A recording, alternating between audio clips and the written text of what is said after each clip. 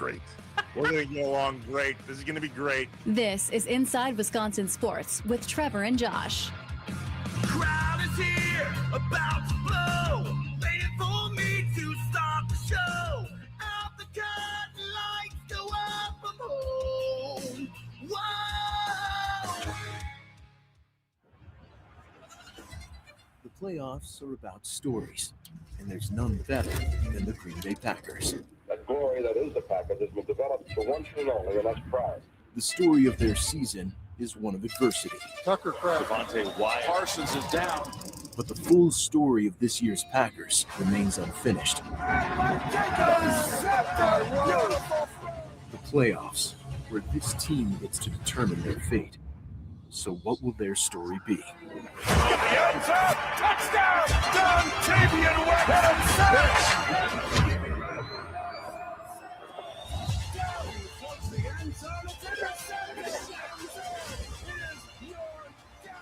It's the Packers, it's the playoffs, and it's time to write their story. My hair! Whoa! Oh, my arm hair is standing up. Whew. Wow, I didn't expect that. I saw that yesterday, and I was like, oh, that's great. But only hearing it instead of watching it? Yeah. Whoa. The Packers social media team on fire. That was outstanding. What's up, Wisconsin? Here we go. No more, well, one more day of talking about it, but then no more talking about it. Packers, Bears. Here we go. It's here. Inside Wisconsin Sports, Trevor Thomas, Josh Albrecht. Hi. Live from the Wisconsin Sports Radio Network studios, powered by the Potawatomi Sportsbook. Josh. Yeah, I know. Oh, God, this is exactly what happens, okay? Like, you spend all this time talking about it, and then you get to the last show, the last time you can talk about it before it's going to happen, and then it's just butterflies, and you're at the top of that roller coaster. You spent all that time, click, click, click, click, click, click, click, click, click, click, click, click, click, all the way up. You're looking around. You're seeing exactly how high up you are. You are at the peak right now. We're about to go down. Oh, which is, by the way, the worst part. What? About to go down. That's the worst part. What are you talking? What's the best part? Roller coaster. What's the best part is getting off the damn thing. Oh my God. The whole reason why you get on the roller coaster is for the part where you go down. I don't get on very often.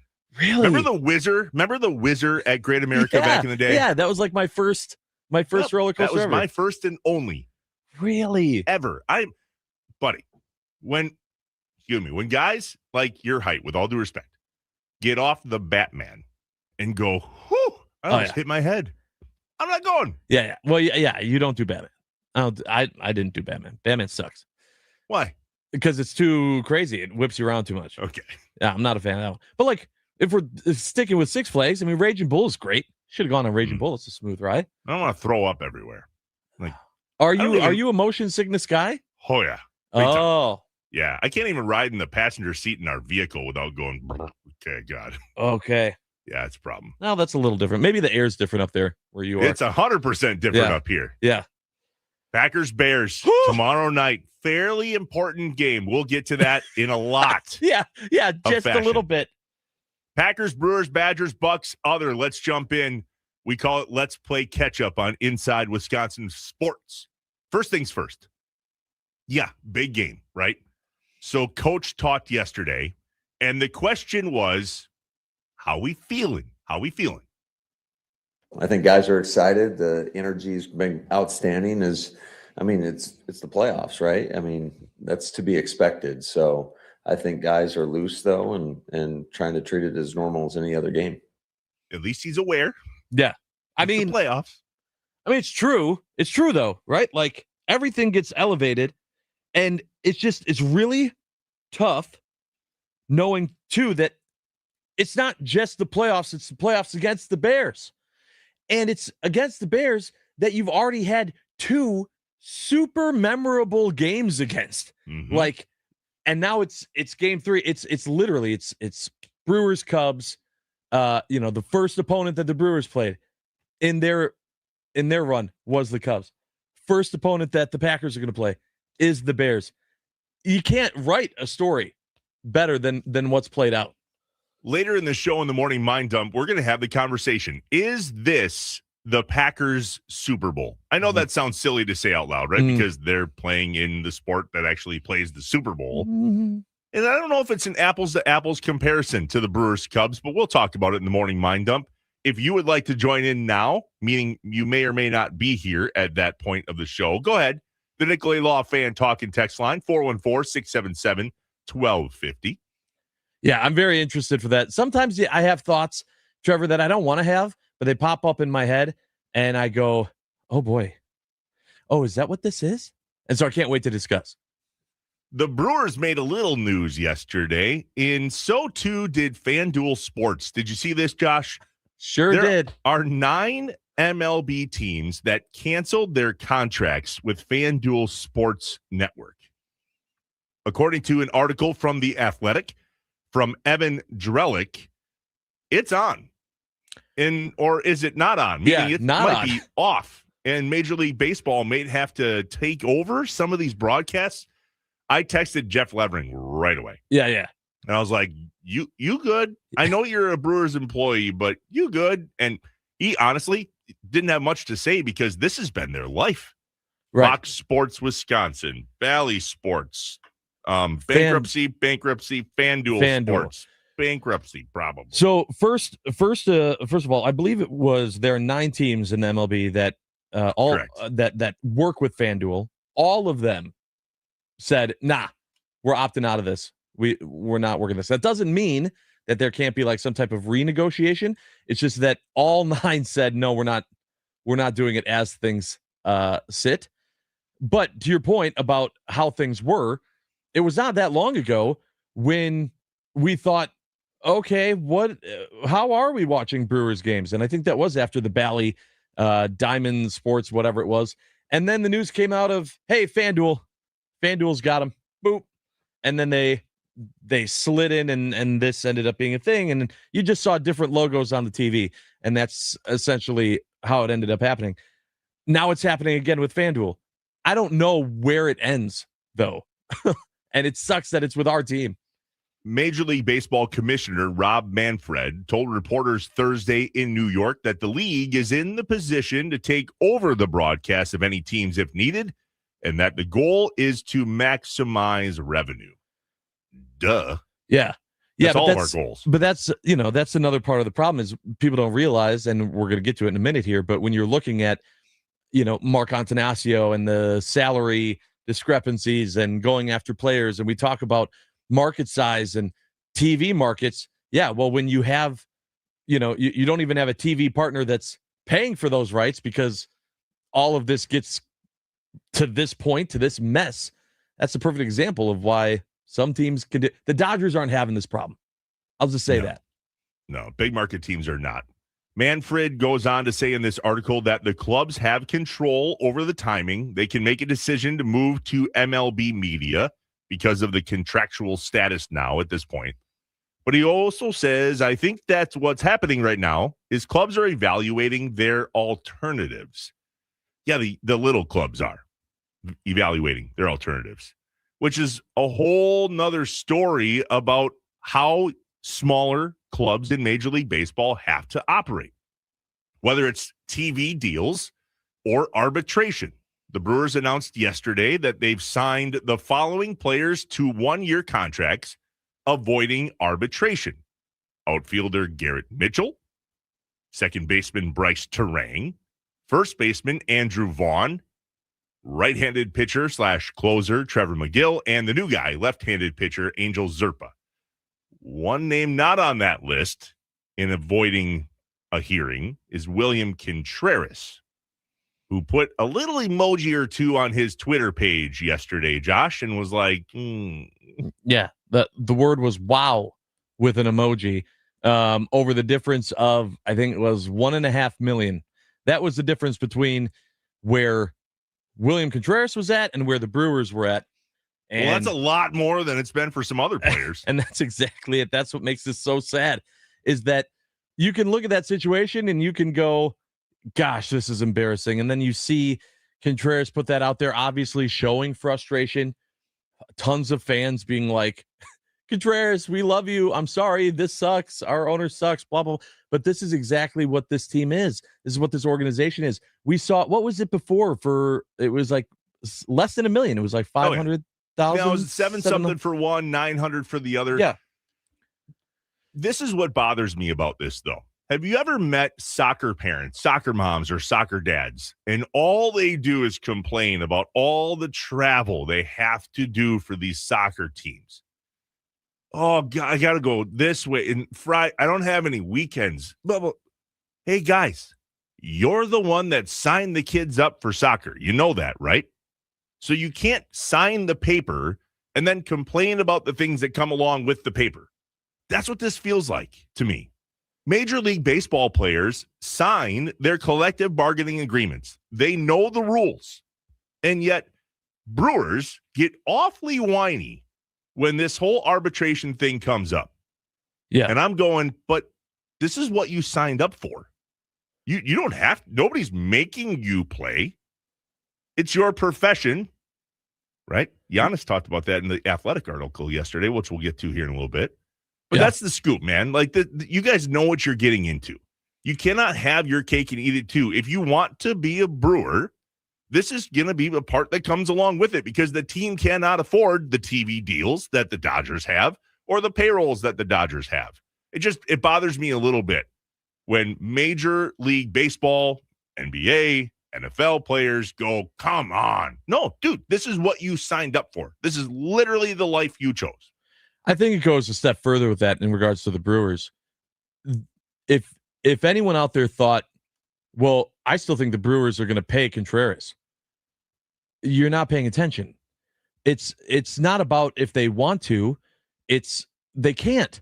The other teams, when you're in a league that doesn't have a salary cap, that they can just throw money around, there are contracts that are going to be offered that are crazy different than anything in the world that the Brewers would ever fathom offering.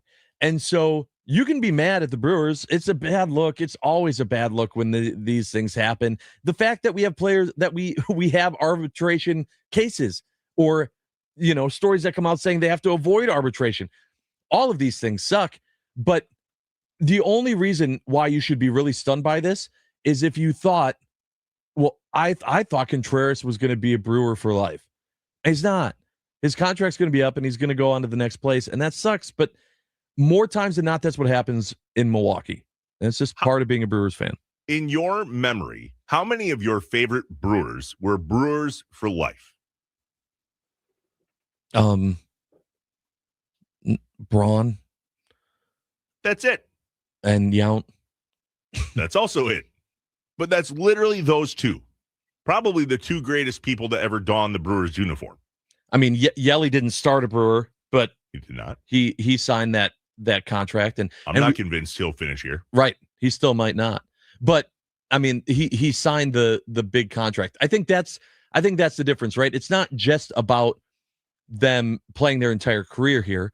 It's kind of like that's the same thing we looked at with Giannis. Was do they stay when they have the opportunity to sign that next big contract? Do they do it with the Brewers or do they go elsewhere? Prince Fielder went elsewhere. For a lot of money. Christian Yelich signed a sweetheart deal, essentially, that still costs a crap ton of money. And at the time, to us, right? And at the time, we were all about it. By the way, we loved that deal. It wasn't until he fell off a little bit that we got sour on it. But that it's those type of deals we just don't see the players stick around for. If anything, it's the 1-year deal to then get 7 years for $1 billion next. Is this how it goes in small market Milwaukee? We're playing catch up on Inside Wisconsin Sports. Packers, Brewers, Badgers play Saturday. That's tomorrow. Wisconsin at number 2 Michigan at noon against number 2 Michigan that are 14-0 and 4-0 in the Big Ten. Yeah. So moving on. Bucks. That's going to be ugly. Listen, the money line bet for the Badgers and Wolverines game is Wisconsin plus 233, meaning you have to put $100 down, and if Wisconsin wins, you'll win $233. The Michigan money line, meaning if you're going to bet Michigan to win, you'll still lose money. You have to bet $1,900 to win $100, minus $1,900. And people will take that bet. Would you take that bet? If I had $1,900 that I didn't need to worry about, but I don't, so I won't. Bucks at Lakers tonight, 9:30. Giannis, an article, a lot of talking. We'll get to that at the most electrifying sound of the day because that deserves a little more conversation than we give it here in Let's Play Catch Up. Anything else? Marquette plays Saturday at 2 at home against Villanova. Marquette's 1-4 in the Big East, 6-10 overall. Villanova 3-1 in conference, 12-3 overall. Marquette has to win games like this if they have a chance of saving their season. It just is what it is. What I love the most, though, is the Marquette faithful. Let's be real. Those fans are amazing. Have you been to, I'm certain you've been to a Marquette game over the years. I've been to a many college basketball game. Those are at a different level. Marquette does an incredible job at Fiserv for their games. You know, it's funny. I went to school in Wichita State, who also, like Marquette, does not have a football program. And so when you don't have a football program, your school really invests, even if the team isn't doing well, everything in the basketball program, because that's it. That's the big one. And you feel that same thing with Marquette. It's like, even when they're doing bad, it's like, well, what else we got? This is it. We're going to the basketball game. In my opinion, the most important college basketball game of the day / next 48 hours is tonight here in Green Bay. Green Bay plays IU Indy at home tonight, 6 o'clock. Josh Albrecht will be in attendance. Yes. Making the trip up this afternoon. GB 3-2 in conference, 8-8 overall. Pause. Whoa, that's a huge improvement. Yeah. Indy, not so much. IU Indy 0-6 and 4-13 overall. Doug said after the game the other night when they beat Milwaukee on Monday that he thought IU Indy should have been picked to finish last instead of Green Bay in the conference, only because their head coach got the job super late in the cycle. And if anybody knows how super tough that is to put a team together that late, it's Doug Gottlieb. Yeah. Chimichanga, please. Yeah. I mean, let's take advantage of it though, right? like don't overlook them. Every game, GB, you got to be focused in. You got to be locked in. Hey, did you watch any of the college football playoff game? I watched the highlights this morning, but let's be real. We've gotten some football games here of late. If you're just a football fan in general, that are unbelievable. If you are like the most casual fan and you see that Miami, who was like the 10 seed, is now going to play for the entire thing, does that help you at all as a Badger fan of going, well, if the Badgers ever made it at any point ever, that's where they would be. They would be just the team that makes it in. And hey, maybe they could do it too. I know it's grasping at straws, but I was like, that's a little bit of a change from it just being Georgia, Alabama every year, Georgia, Alabama. Yeah, the money certainly has reset college football. If those, like you just said, are sick of all of those teams, well, grab a checkbook and watch Indiana do what they're doing. Yeah, but right. Cignetti, by the way, if you want to talk about a guy you run through a wall for, listen to that cat talk. He's there.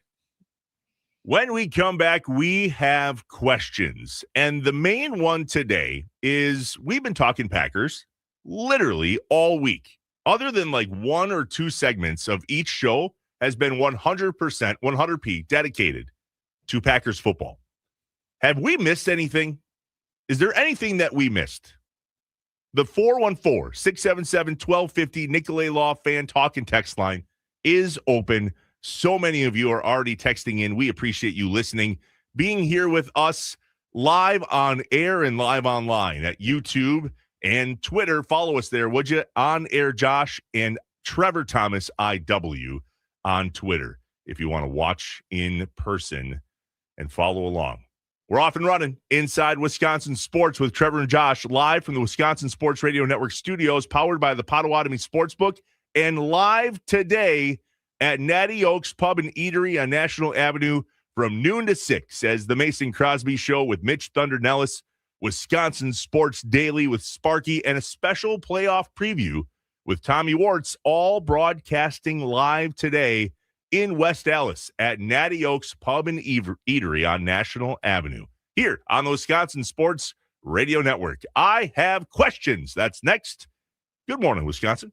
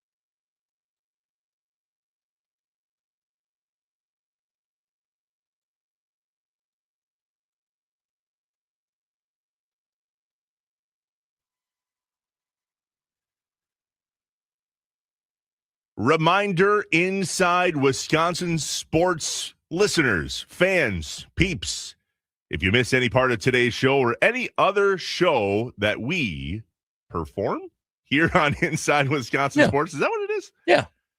Go to your favorite podcast platform, Apple, Spotify, whatevs. Search Inside Wisconsin Sports and click the follow button. You can jump to wherever, however you want to catch up on things that you missed here with the show. The show being Inside Wisconsin Sports with Trevor and Josh, live from the Wisconsin Sports Radio Network studios, powered by the Potawatomi Sportsbook. Good morning to all of you on the Nicolay Law Fan Talk and Text Line, 414-677-1250, including Kirsten from GB. Very excited to attend the GB game tonight. Go Phoenix. Kirsten, we will see you there. Now, we have questions.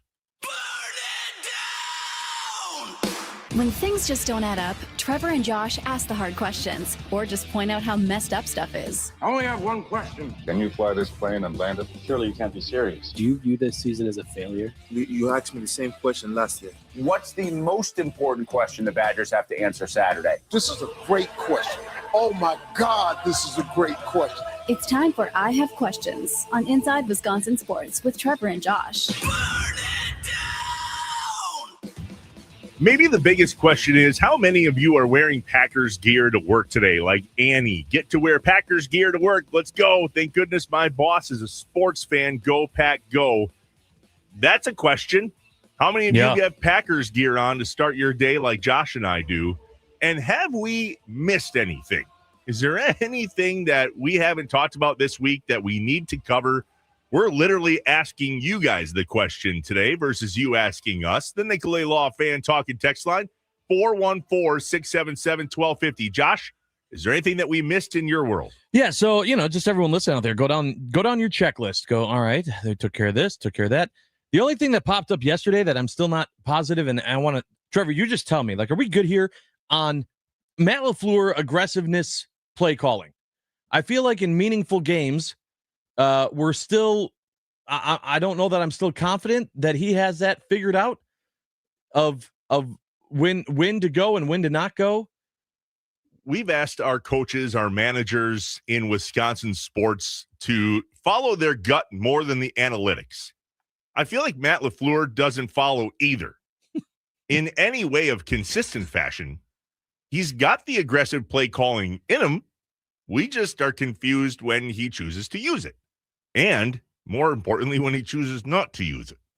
Going for it in your own territory on like the 30th down, 34. Not a great time to use it. Yeah, don't do it then. There are people that were very much saying, I think, even Dave Schrader, who we had on yesterday, was saying that maybe if it's early in the game, you kick that field goal in the red zone. I don't know. Those are still situations to where it's very easy for us after the fact to look in and go, well, yeah, they should have just kicked the field goal. They play it safe. We also got on Matt LaFleur earlier in the season for that. You're not going to win just kicking a bunch of field goals. You got to get in the end zone. Well, then we stopped scoring in the red zone altogether. We're like, you know what? Maybe field goals would be good. Let's try that. Yeah. But that's what I'm saying. So that was kind of a question of the confusion of where we at. Are we confident in that? Is that still something that going into this game, round 3 against the Bears, we're thinking about?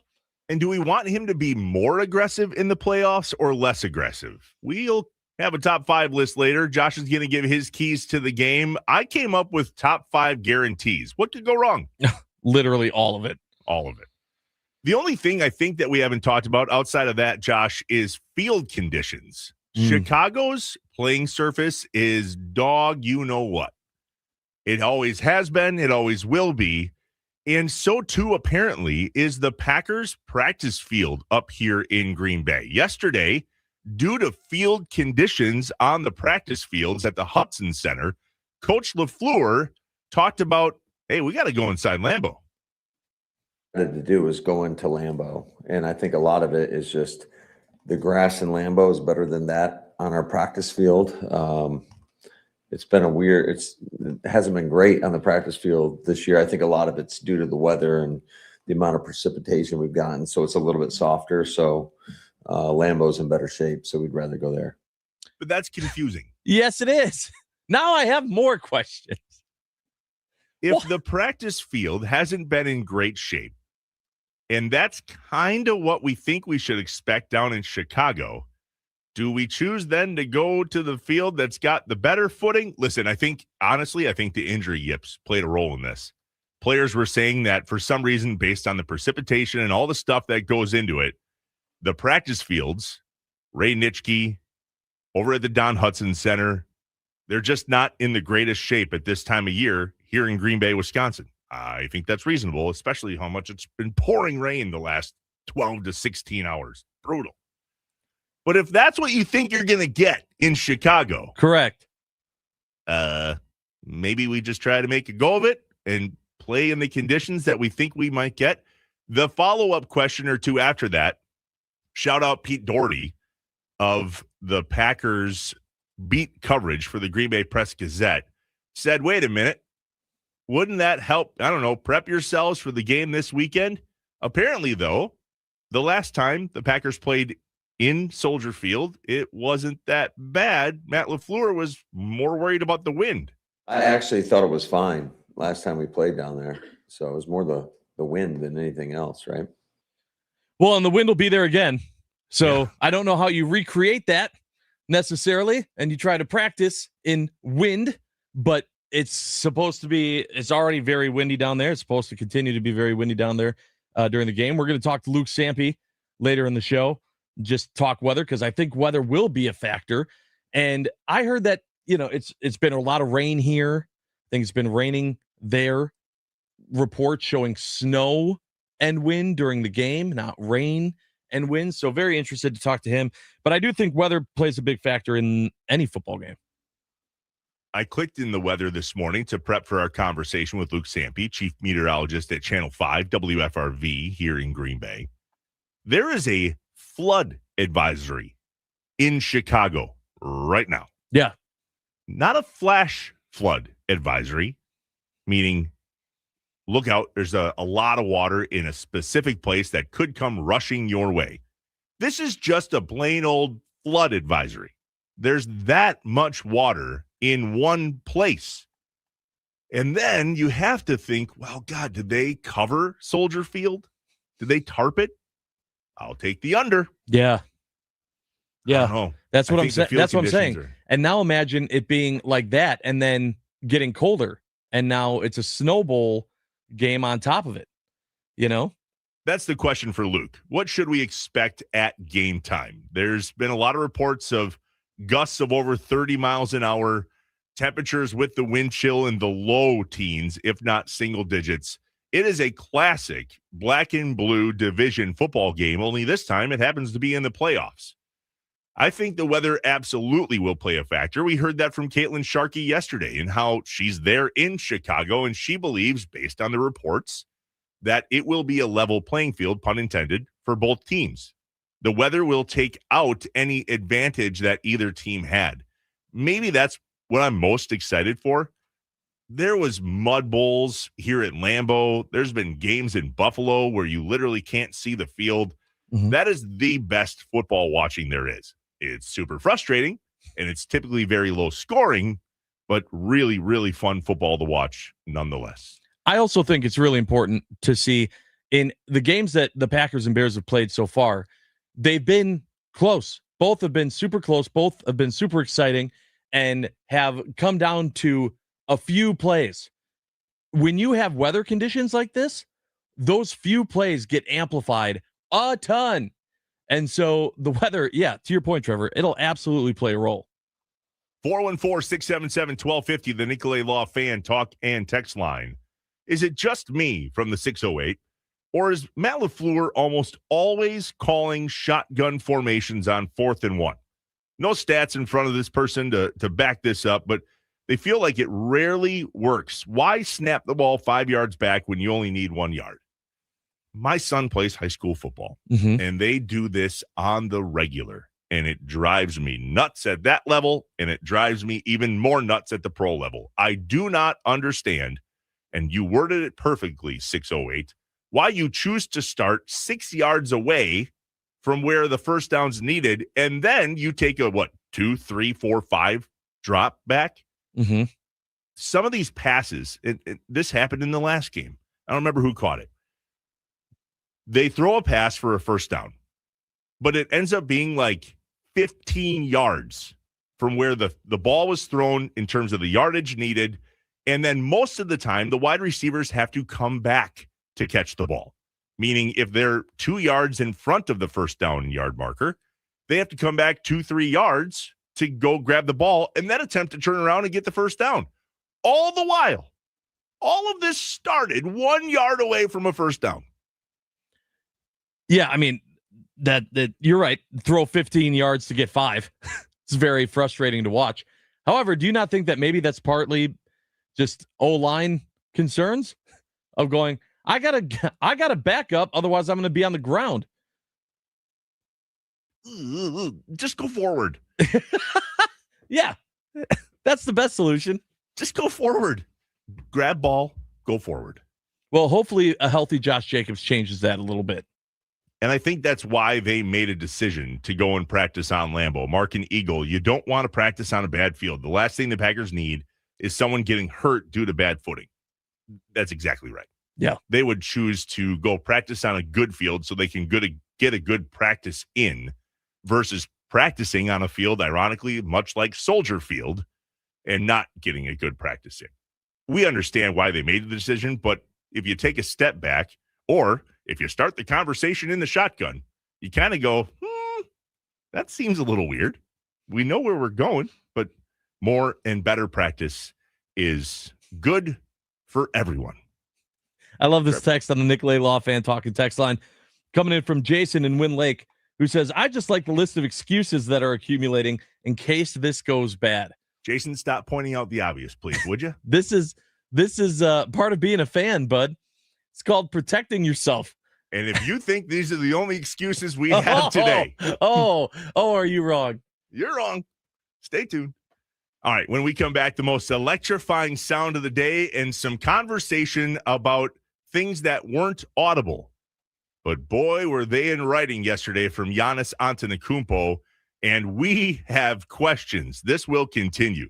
Inside Wisconsin Sports with Trevor and Josh, live from the Wisconsin Sports Radio Network studios, powered by the Potawatomi Sportsbook.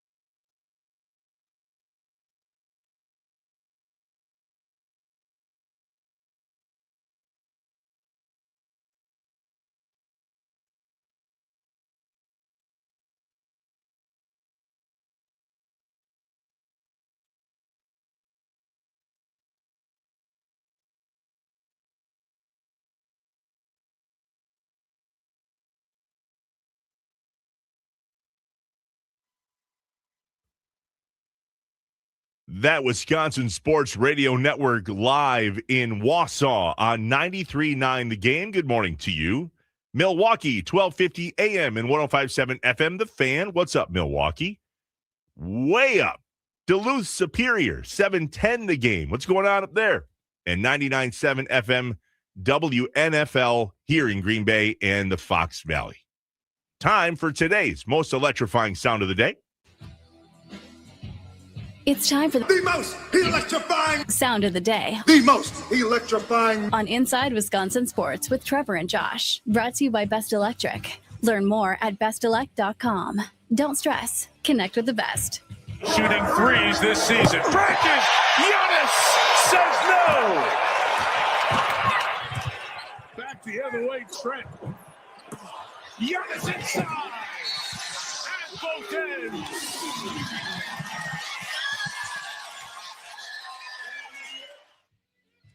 And that Mike Tirico call of the Giannis block and dunk against the Knicks on October 28th, the game that he said, "This is my city," and everyone was trying to read his lips, is our most electrifying sound of the day, brought to you by our friends at Best Electric. Remember, no job is too big or too small for Best Electric.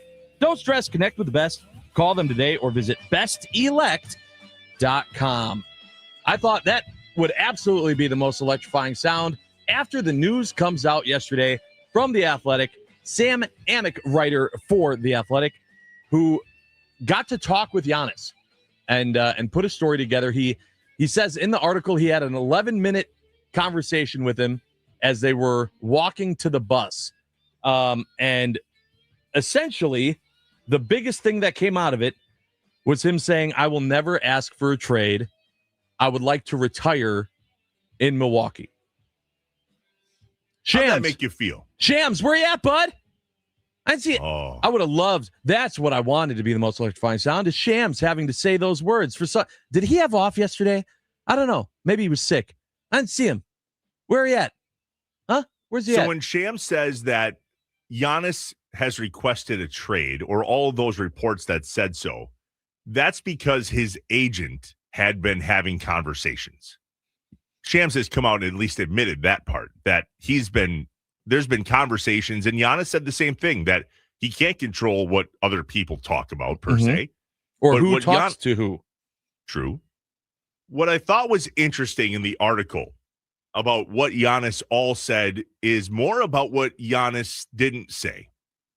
There's a piece here that is my favorite piece of this article, where the question was, "But you're planning on being here through the end of the season, correct?" Giannis says, "My plan is to be here for the rest of my career. If they don't want me, ... Okay, but you're the one in charge. Let's be real." Giannis says, "I'm not the one in charge. I'm an employee." To which the reporter then says, "No, you're not. I'm not letting you get away with that." And this answer from Giannis proves he is so insanely smart that we're not giving him enough credit for. He goes on to say, Giannis goes, "I'm just being real with you. Look at it this way. I have a family office where I have employees who work for me, people who run my whole life, business, the day-to-day, investments, real estates, and so on. Everything. It's between 8 to 12 employees, but I'm in charge. You know why? Because I'm the boss, the chairman. But on the court, I can only control what I can control. I'm not in charge. Somebody else writes my check. Tomorrow, the person who writes my check might say, I don't want to write that check no more. Let somebody else write that check." That's where we're at. Giannis knows there's a high likelihood that this team is going to trade him. So there's another part in the article where he says, "Regardless of what I tell you, people are still going to talk about me not being on this team. They're going to say, yeah, but. And when I saw that, I went, Trevor Thomas. That's the truth. There are so many people that are going to read this and still focus on the negative of him not being here. And my whole thing is that through this whole conversation, this whole thing with Giannis, all I've been saying is, I'm not buying anything until I hear it from Giannis. I'm not buying anything until I hear it from Giannis. Giannis is saying, I'm not requesting a trade. I'm not doing it. He said that. We all know that the team can trade him at any point. That has never been in question. That has never been reported from Shams as the Bucks are shopping Giannis. Not once. It's all been, is Giannis happy? Is this where Giannis wants to play? Everything else. And yet now Giannis comes out in this article from Sam, and where he's quoting Giannis, not Giannis's agent, not Giannis's chef, not Giannis's friend, Giannis. And it's still people, Shams, you, other people are going to turn this of, yeah. And he's saying this because he knows that they're going to trade him. And I'm sitting here because he knows. It's just part of the conversation. Giannis says he wants to stay in Milwaukee. He wants to retire here as a Buck. 100%. But Giannis also said he's the employee, and he doesn't get to make that decision. 100%. And he never has. That's the point. The second that he signed the big extension, he was still an employee of the Bucks. When you are a free agent, that's when you get to make that decision. He made the decision to stay. So we haven't been having the conversation for the last 5 years of, are the Bucks going to move on from Giannis? Are the Bucks going to move on from Giannis? All of a sudden, based on people saying the Bucks aren't happy with, or that Giannis isn't happy with the Bucks, Giannis isn't happy with his time in Milwaukee, that now all of a sudden it's, oh, well, the Bucks, he's saying this because he knows that the Bucks are going to move on. I'm not saying it might not happen. I was the one that said that the Peter Fagan decision for him to retire or move on from the Bucks was not a good sign, that the Bucks organization might be stupid enough to actually say, yeah, we're moving on from Giannis. The point is, though, is that this is an article that needs to be celebrated of everyone that doubted that Giannis was becoming that LeBron-esque player of weaseling his way and going, I'm not happy anymore, and I want to go play for a big city, and blah, blah, blah. Didn't happen. Giannis is still Giannis. But Giannis also said in that article that he's here now. So it's not like he didn't come out and say, I will be here forever. He came out and said, I'd love to be here forever. Right. Because that's great for it's, Bucks fans. And then he said it's not his choice. He says he's not up to me. But it's also him saying that is him not being a whiny NBA player that we see. And take your pick across the league. A couple takes here on the Nicolay Law Fan Talking text line, 414-677-1250. Jason in Wind Lake says, if Giannis can't control his agent from shopping him around without his blessing, is it then time to dump the agent, right? Otherwise, he's lying and is fine with the storyline dragging the team down. Someone else goes on to say, Grandpa in Sun Prairie, sure, he won't request a trade, but will or does he have the power to veto any trade proposals? I think it gets, if Grandpa in Sun Prairie, also a great name, if it gets to that point, then we can have the conversation. I could go on for this for a while. I know we got to get to break, but this was a good thing. We got to get to break, and we got to get to Packers playoffs. Packers Bears. Will continue the conversation in the morning mind dump, which is next. The question here is this the Packers Super Bowl? God, I hope not. Well, let's talk about it. 414-677-1250, the Nicolay Law Fan Talk and Text line. We're inside Wisconsin Sports with Trevor and Josh, and we are live from the Wisconsin Sports Radio Network studios, powered by the Potawatomi Sportsbook. Good morning.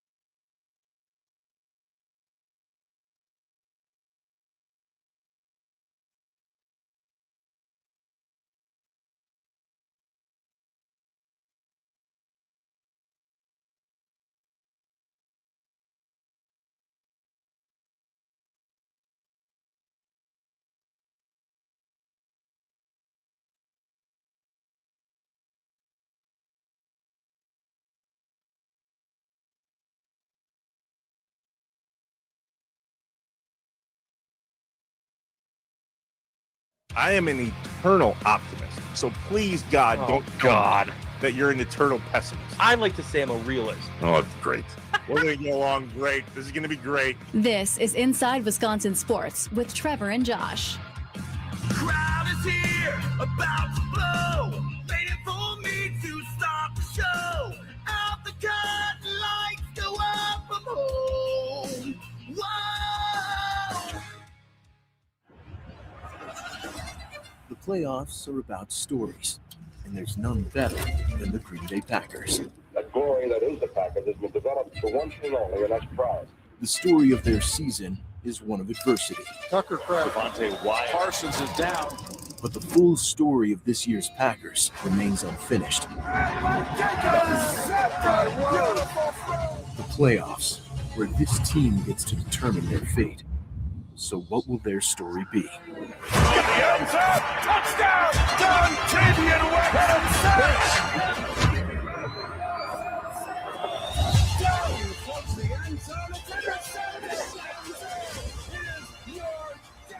It's the Packers, it's the playoffs, and it's time to write their story. Making my hair stand up. We're playing that at the top of every hour on Inside Wisconsin Sports. That's fresh out of the Packers Twitter page and the Packers YouTube page. The Packers social media team is on it. Absolutely outstanding. Trevor Thomas, Josh Albrecht. Hi. Inside Wisconsin Sports, live from the Wisconsin Sports Radio Network studios, powered by the Potawatomi Sports Book. My favorite part about that is they said it's the Packers, it's the playoffs, and their story isn't over. That's the topic of conversation for this morning's Morning Mind Dump. I hear voices in my head, they counsel me, they understand, they talk to me. The coffee is kicked in. We're awake and ready to roll. Let's get some things off our chest and out of our heads. You don't know what it's like to be me out here for you. It is an up at dawn, pride-swallowing siege that I will never fully tell you about, okay? I'm as bad as hell, and I'm not going to take this anymore. I'm in a glass case of emotion. What we've got here is failure to communicate. We got no food, we got no jobs, our pets' heads are falling off! It's time for the Morning Mind Dump on Inside Wisconsin Sports with Trevor and Josh. 414-677-1250, the Nicolay Law Fan Talk and Text Line. You may or may not have anything to get off your chest this morning, but based on what Josh is about to ask, you might get something on your chest that you're going to have a word or two. Yeah, there are plenty of times, Trevor, as I mentioned earlier in the show, thoughts pop in my head, and I'm not glad that they end up there. And this was definitely one of them. They're not all positive, happy thoughts. A lot Shocker, really? I know. And that's why I'm saying I've got my boxing gloves on. I'm ready. I'm ready for this fight in the Morning Mind Up this morning. But the question popped in my head yesterday. Is this the Packers Super Bowl? And I think the answer is absolutely. I don't even know what you mean by this. All right, I'll tell you. First of all, we've been talking about for the Bears for, I don't know, a decade, that every time they play the Packers, every time the Bears play the Packers, it's their Super Bowl. Yeah, that I understand. If they win, it's the rest of the season didn't matter. They just need to beat the Packers. That's it. That's the only thing they care about. Yeah. Right. This year, we saw already a Brewers team that had high ambitions, very, very high ambitions, and rightfully so, to win the whole damn thing. And it started, their first matchup was against the Chicago Cubs, their biggest rival. In a matchup that we talked about forever. I was so nervous, the what we were going to hear, the fan bases, the rivalry, all of it. And the Brewers won. Hell yeah. And we partied and we celebrated that win. And then it was, oh, crap. Crap. That's right. The Dodgers. Yeah. And that ended up being the Brewers Super Bowl or World Series, I guess you could say, was against the Cubs. It was beating the Cubs. It wasn't supposed to be, but it was. the fan base, the players, no one seemed ready or locked in to go and face the Dodgers. All right, now fast forward to Packers-Bears.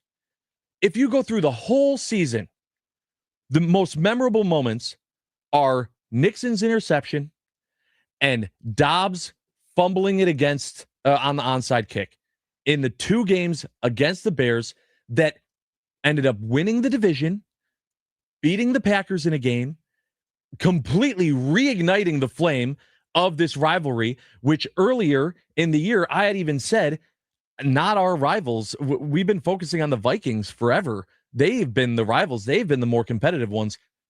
That's gone. It's been all Packers, Bears.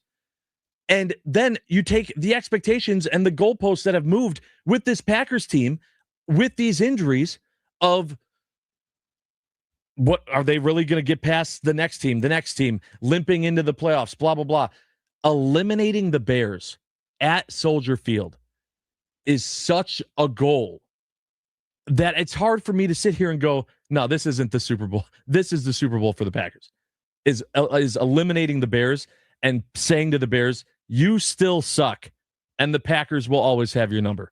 That's it. I can see the argument of this being the Bears Super Bowl. I just cannot get even close to this being the Packers Super Bowl. The Super Bowl is what we're playing for. And I understand that there's a play on words here. I want to check in with Packers that actually have won the Super Bowl. And what do they say about whether this game means more or is bigger than, I don't know, the Super Bowl itself? Here's Greg Jennings and James Jones to start the conversation from my perspective.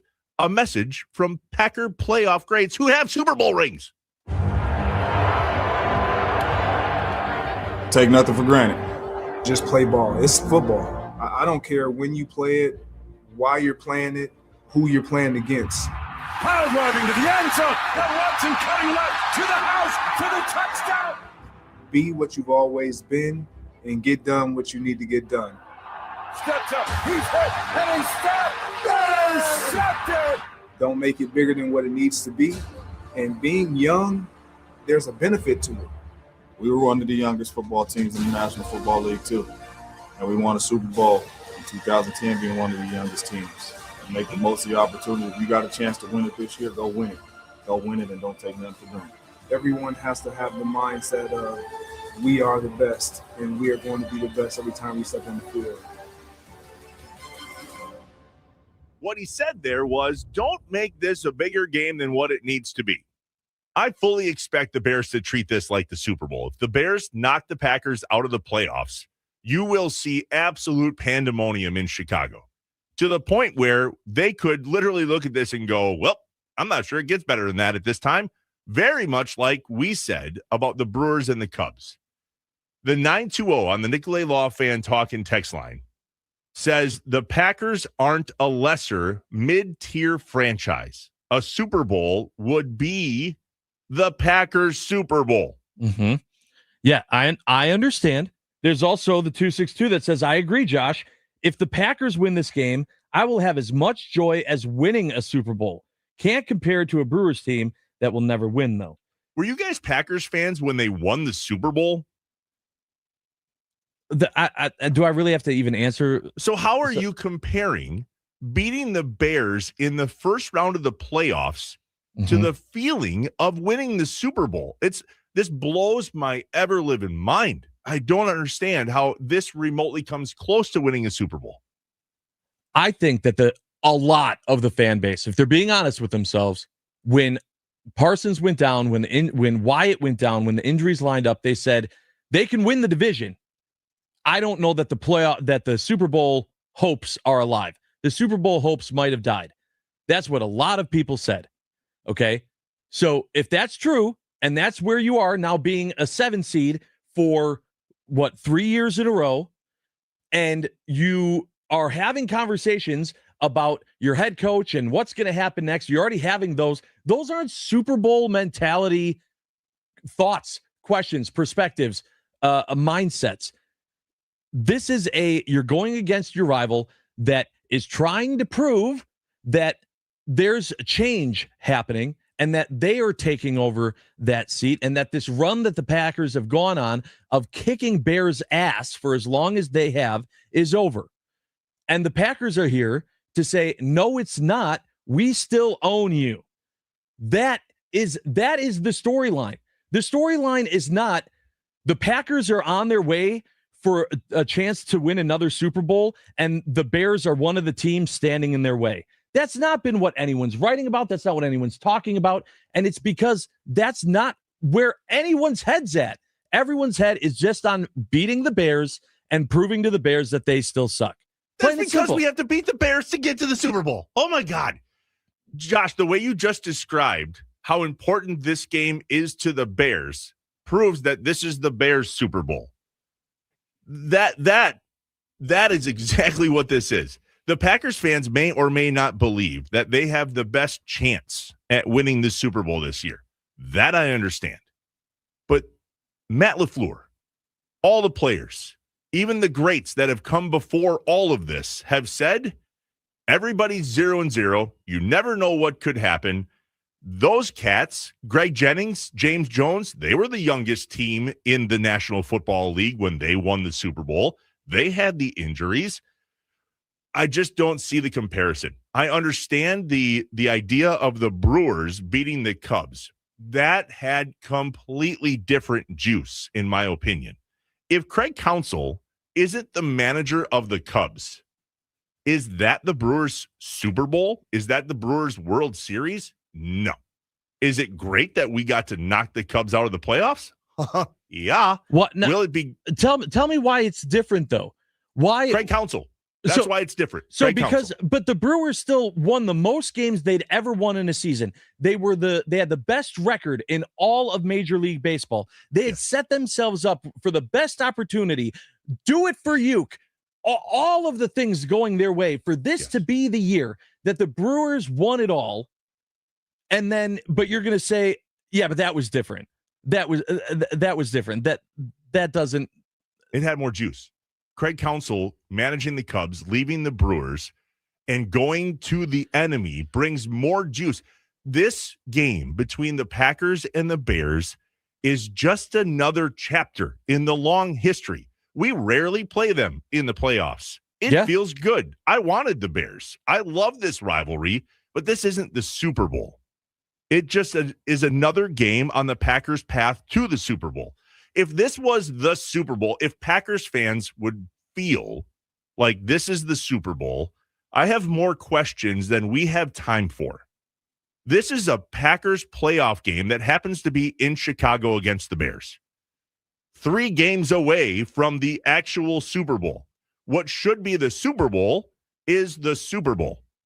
This is not a comparison of the first round of the playoffs in the NLDS for the Milwaukee Brewers against the Chicago Cubs. We got curb stomped by the Dodgers. We all know that. We all watched that. It felt like a World Series atmosphere against the Chicago Cubs. It took everything the Brewers had in the tank to be able to eliminate the Chicago Cubs. And doing so against Craig Counsell is why Brewers fans made that feel like, that was a Brewers World Series. I think it's way more than Craig Counsell, and I think that if you replayed the sentence that you just said back and replaced Brewers and Cubs with Packers and Bears, the narrative fits exactly the same. The Packers beat the Bears. We are going to be so happy.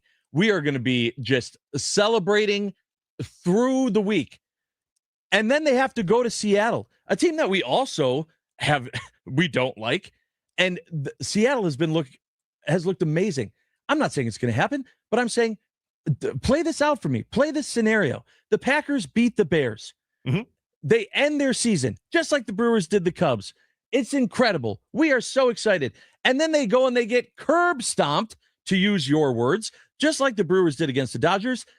Packers in Seattle. You're not going to look back on this and go, you're going to be mad. You're going to be like, this was a Super Bowl winning team and they blew it. you're going to say, well, Seattle was the better team. You're going to come up with the excuses. You're going to say the Packers were injured. They couldn't keep up with the injury bug, blah, blah, blah, blah, blah. But we eliminated the Bears. And that scenario, if it plays out like that's what makes it the Packers Super Bowl. That's what does that. If you go whenever the Packers lose, and if they beat the Bears, whether it be to Seattle or the next team, and you're mad because you go, this team had the ability to get there and they didn't, that's then not the Super Bowl mentality. I'm saying just like the Brewers celebrated beating the Cubs and then got curb stomped by the Dodgers, if the same thing happens for the Packers, you're going to look at the Packers-Bears game exactly the same, regardless of if Craig Counsell's there or not. The 414, I think this whole we are a Super Bowl is weak. Ensure fans who hate the opposing teams that make them feel better if they lose. That's great. Okay. The 262, such a loser mentality. The 414, the people are texting in and it's just moving. 920, not the same, Josh. The Bears are our little brother. The Brewers are the Cubs' little brother. No championships. See, that's a great way to put it. The Bears are the Packers' little brother. And unfortunately, for a long time, the Brewers have been the Cubs' little brother. The Brewers have never won a World Series. The Cubs have. The Bears have very little success in comparison to the Green Bay Packers when it comes to championship rings. I just don't see the ability to call a first-round game 2-7 the Super Bowl. If we, to your point, if we go up to Seattle, let's say we win this game against the Bears and we go up to Seattle and it does not end well whatsoever. Nobody that's a Green Bay Packers fan is going to look back and celebrate, well, at least we beat the Bears. It's not the same. I would not feel that way at all.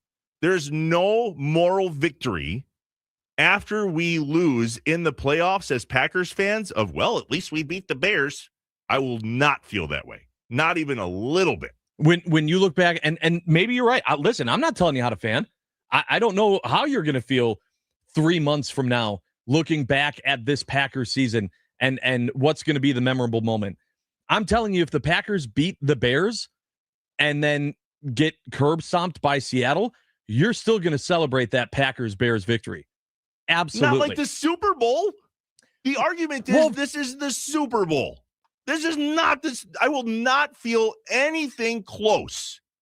Are we going to have a parade for the Packers here in Green Bay when they return on their flight if they beat the Bears? Are 70,000 Packer fans going to go to Lambeau Field and return to Titletown because we beat the Bears? Yeah. No. Right. Do the Bears do that? Did the Bears have a parade when they beat the Packers? Did they have 70,000 people? Well, they don't do that. They don't know what it's like. Okay. But that's my point. Like, now you're over exaggerating what the meaning is when people say that. Take out the term Super Bowl and put biggest game of the year. Yes. That'll give you. This is the biggest game of the year right now. Absolutely. You're saying right now. I'm saying I'm saying this is the game that everything led up to this. Everything led up to this. The Nixon interception, the Dobbs blunder on the onside kick. Everything led up to the storybook ending of a game 3 between the Packers and the Bears. This is it. This is all of it. The Ben Johnson ripping his shirt off. The cheese shredder foam hats that Caleb Williams is passing out to Chicago fans. All of it is encompassed in this game. And then it's all right. The Packers won. Now they got to go face Seattle. Whew. Yeah, that's it. That's why I'm saying that's everything's going to be focused on this game, as it should be. This is the first. I understand you may or may not be asking a rhetorical question here, just based on the idea that this is a very big game. The pose that you made was, is this the Packers Super Bowl? And everything that you just said proved it is not. The entire season, all of the injuries, the Keyshawn Nixon, all of the points that you just made, indeed, have led to this moment to play the Bears in the playoffs in round 1. And it is right now, and has been this week, the most important game of this entire season. Q on the YouTube stream, you can, of course, also be watching us on Twitter and YouTube, chimes in and says, this is the season Super Bowl. Winning tomorrow will be as good as it gets this season. Even if they beat Seattle, this will be more memorable when we look back on this year. Oh, my God, you must not be a Packers fan. You're telling me that if we beat Seattle and get to the NFC Championship game, that our win against the Bears will be more memorable? Oh, my God. This bothers me so much because we're giving all of the credit to the Bears. You guys, it's the Bears. Nothing about this game feels like a Super Bowl to me. Nothing. Oh. I don't look at it that way. I'm not treating it that way. It's the first round of the playoffs against a team within our division. Would it feel like the Super Bowl if we were playing the Lions or the Vikings? No. Just because it's the Bears doesn't make it the Super Bowl for the Packers based on how the season has gone. And to say if they beat the Bears and beat the Seahawks as a 7 seed, and after all the things in this season and got to the NFC Championship game and lost, you're telling me, but at least we beat the Bears. Oh, my God. That is the worst. I don't even know what to say anymore. I don't get it. I don't get it. I don't understand the mentality. I don't understand how that I don't even get how you can look at this game as a fan and say that if the Packers went to the NFC Championship game and lost, that the Bears would have been the feeling of winning the Super Bowl. 262, the Seattle game won't matter if they win or lose if they don't win the Super Bowl. We will then look back and say, at least we took the Bears out. That's great. It's not the Super Bowl. But that's okay. So if you agree, that's my point, though. If you agree with that, then you can't agree with that statement from the 262, and then on the other hand, say this is just another playoff game. It is. Those are two completely different points. Josh, this is not the Super Bowl. This is not the Super Bowl field. This does not feel like the Super Bowl. I don't know how you can say that. The story, when NFL Films puts together their clip on this Packers-Bears season and the rivalry between these two teams and how it all comes together in a third game, a rubber match game in the playoffs, absolutely. It has all the juice. It has all the feelings. Craig Counsell be damned. It has everything that you could ask for in a game. It is the opposite of just another playoff game. That is insane to me. This is not us going up against a whoever team. This is absolutely more than that. Absolutely it is. How can you be a Packers fan and just think this is just another game? How you who hates the Bears what we're talking so about much. Is the Super Bowl. The whole premise of the conversation is you saying this is the Packers Super Bowl. Yes. And I don't know. Maybe you didn't understand. I felt like you understood the term enough because when I used it in comparison to the Bears, and when the Bears say this is their Super Bowl, you understood. That's the truth. How is that the truth?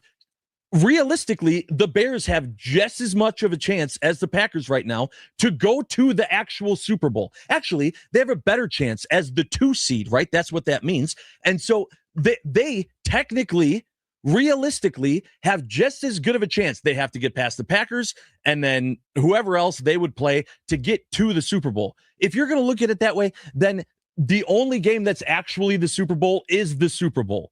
You can't say that this would be the Super Bowl for the Bears, but not be the Super Bowl for the Packers. It's either the Super Bowl and this is just another playoff game for both teams, or the argument exists that this can be, quote unquote, the Super Bowl for the Packers. You can't have it both ways. If we lose this game, will that be how we look back at it? Wow, man, that was our Super Bowl. I think so. Yeah. The same way we look at the Brewers' incredible run that they had this year, and we go, yeah, but I mean, do you remember that NLDS against the Cubs? And which we're going to talk about for years. We're going to talk about that series because that was the Brewers Super Bowl. There weren't even any moments in the series in the NLCS that we will want to highlight or play back. The team barely showed up. I just don't think that when we look back at that Brewers Cubs series, we would be saying that if they beat the Dodgers. Well, that was our Super Bowl. It feels that way because of the juice that those two teams have, the series, the way it went down, the council piece, the Brewers not selling tickets to people within the certain zip codes of Illinois' living space. This is what I love the most as we wrap up the conversation, the 920.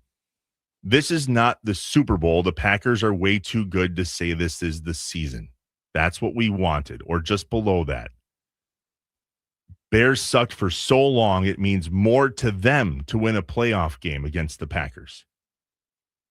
We are the Bears Super Bowl. Sure, if we don't win the Super Bowl, we can say that we beat the Bears, but that's not a Super Bowl mentality victory. I understand that it's not a literal, this is the Super Bowl. I understand that. But I'm not approaching this playoff game against the Bears tomorrow night as going, whew, this could be the Packers Super Bowl. That's just not the way I think football works. Yeah, and I'm sitting here going, this game has all the juice, all of it. And because of that, it means more. It absolutely means more. It is not just another playoff game. It's a bigger than average playoff game, someone just says in the 262, for us and for the Bears. But to call it the Super Bowl is selling this short. Well, let's see if we can come up with some predictions about this game, whether it be Super Bowl or another playoff game or just a giant way for the Packers and the Bears to meet again in the playoffs. Josh has keys to the game. I have 5 guarantees that you would expect me to have going into this game as a Packers fan. 414-677-1250, the Nicolay Law Fan Talk and Text Line. Where do you stand? And what do you got to see tomorrow night? We're live from the Wisconsin Sports Radio Network studios, powered by the Potawatomi Sportsbook. Reminder, come hang out with us, West Allis, Natty Oaks Pub and Eatery on National Avenue from noon to 6 as the Mason Crosby Show with Mitch Thunder Nellis, Wisconsin Sports Daily with Sparky, and a special playoff preview show with Tommy Wartz, broadcasting live here on the Wisconsin Sports Radio Network from Natty Oaks Pub and Eatery, West Allis. It's Friday. Go get yourself a big old bowl of chili with Josh. We're back in a bit. We're inside Wisconsin Sports.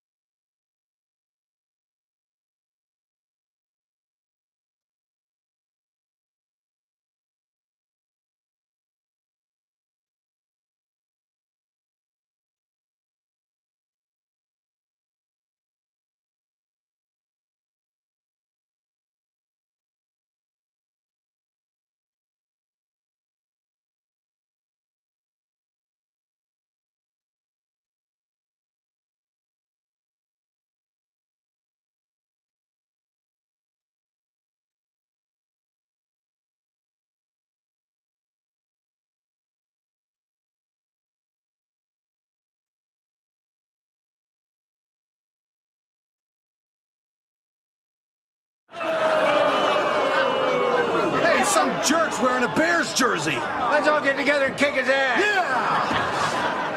Man, all these guys are pissed off at something, huh, Dad? Dad, who is this guy? Bears, boo! Was there a greater character on TV than Red Foreman on that 70s show? No, Red Foreman was the best. You may not know this, but Red Foreman is played by a guy named Kurtwood Smith. Mm-hmm.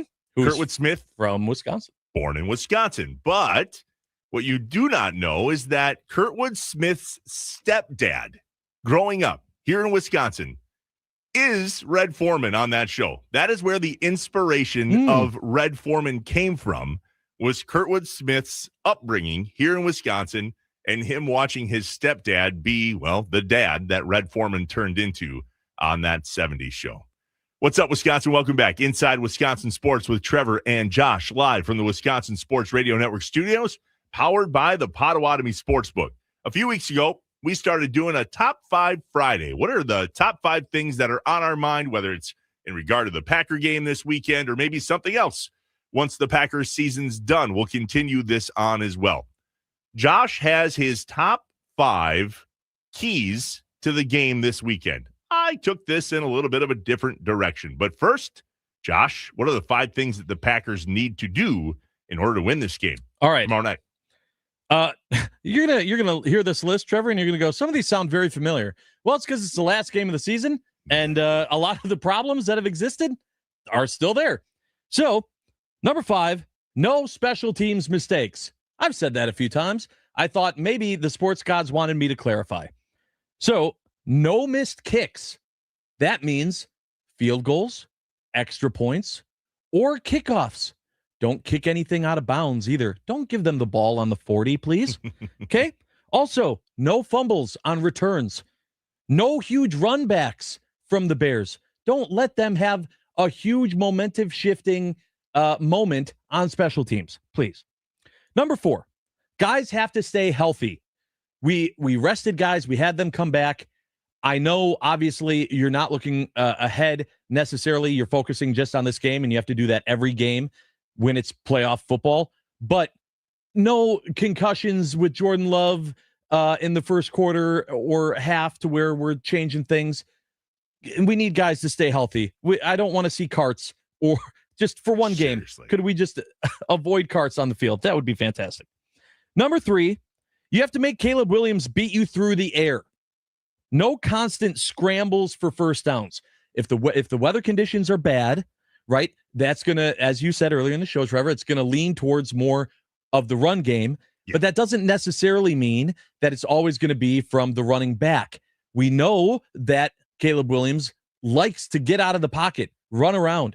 Don't let him, in these crappy conditions, beat you with his feet and get a first down on 3rd and 6, 3rd and 7, and immediately give that momentum back to the Bears. Number 2, Matt LaFleur's aggressiveness has to work. This is a tough one because I know a lot of it's not up to him.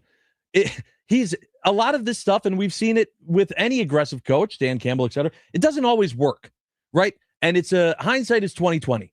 If he goes for it and we all think he's crazy and then it works, we go, whoo, okay, nice. And if it doesn't, we go, why would you do that, you idiot? And so I understand that a lot of it necessarily isn't all in the decision to be aggressive or not, but it needs to work. Whether we think it's the right move or not, the aggressiveness when he decides to play that card, we need it to pan out for the Packers. And the number 1 thing that I need to see this week for this to be a Packers win, this needs to be the Josh Jacobs return game. It has to be Josh Jacobs getting into the end zone, in the red zone, proving I was the missing piece in the red zone woes. I think Jordan Love will have a great game, but we need to remember it as the Josh Jacobs game. When we look at that Packers win over Dallas, that was so awesome. That was the Aaron Jones game. Aaron Jones win off in that game. We need that type of performance from Josh Jacobs. Josh Jacobs cannot have 85 yards and maybe 1 touchdown. It needs to be more than that. Well, the good news is Josh Jacobs said he can't even feel the contusion that he had in his knee. They did a pretty good job of treating that thing and letting him rest kind of on and off in games. He played in the games, sure, at least not that last game, though. And Yeah. that rest allowed him in the locker room this week to go, guys, I don't even feel it anymore. Yeah, which was incredible to hear. But Amazing. now that needs to translate to him having just an amazing game in Chicago. Those are my top 5. Do you have the top 5 things that the Packers need to do to win the game tomorrow night? The Nicolay Law Fan Talking text line, 414-677-1250. What 5 key things do you need to see in order for the Packers to go, ha-ha, gotcha? I have 5 guarantees. 5 things I guarantee. Trevor's troll is going to be all over this one. 5 things I guarantee will happen tomorrow night. Packers, Bears. Number 1, the Packers, number 5, the Packers will run a trick play. We're going into the bag of tricks. Matt LaFleur will find something in there, especially based on weather conditions, and there will be a trick play. Will it be on offense? Will it be a fake punt? Will it be a fake field goal? I don't know. But there will be trickery from Matt LaFleur tomorrow night. Number 4, the Packers will recover a muffed punt. You're guaranteeing that. I guarantee you the Packers recover a muffed punt. Okay. Now, listen to what my words say. Uh-huh. I'm not saying it'll be the Bears' muffed punt. Okay. I'm saying there's a high likelihood that there's a muffed punt tomorrow night, and the Packers will recover the muffed punt. A high likelihood or a guarantee? A guarantee. You're guaranteeing Thank you that for there's a correcting muffed me. punt. A guarantee the Packers will recover a muffed punt tomorrow night. Number 3, the Packers will record a safety tomorrow night. Daniel Wheeland is that good. The Packers will, at least one possession, bury the Bears so deep that indeed the Packers will record a safety against the Bears tomorrow night. Number 2, the Packers will 100% chance have an interception tomorrow night. We will intercept the ball tomorrow night at Soldier Field, Packers-Bears. And the number 1 guarantee I have for tomorrow night's game, the Packers will win the game with a score as time expires. I guarantee it. I would like you to go to the Potawatomi Sportsbook and put a parlay down on all of those things happening. If I would, I could. Because it's a guarantee that all of those things happen. Guarantee. Oh, yeah, it's not. Guarantee. I did not think when you were going to do this bit of instead of what they need to win, that the guarantees, that an interception was like one of the most realistic things that you were guaranteeing. I thought that was going to be the outlandish call. Wow. If 2 of those 5 happen, I think Packers fans are going to be very, very happy Sunday morning. I do too. But I guarantee all 5 will happen. Guess what, Josh? Matt LaFleur has some guarantees for the game as well. We'll hear from him next on Inside Wisconsin Sports with Trevor and Josh, live from the Wisconsin Sports Radio Network studios, powered by the Potawatomi Sportsbook. I can't even spell guarantee, by the way. I don't know if I can either. Are there 2 R's?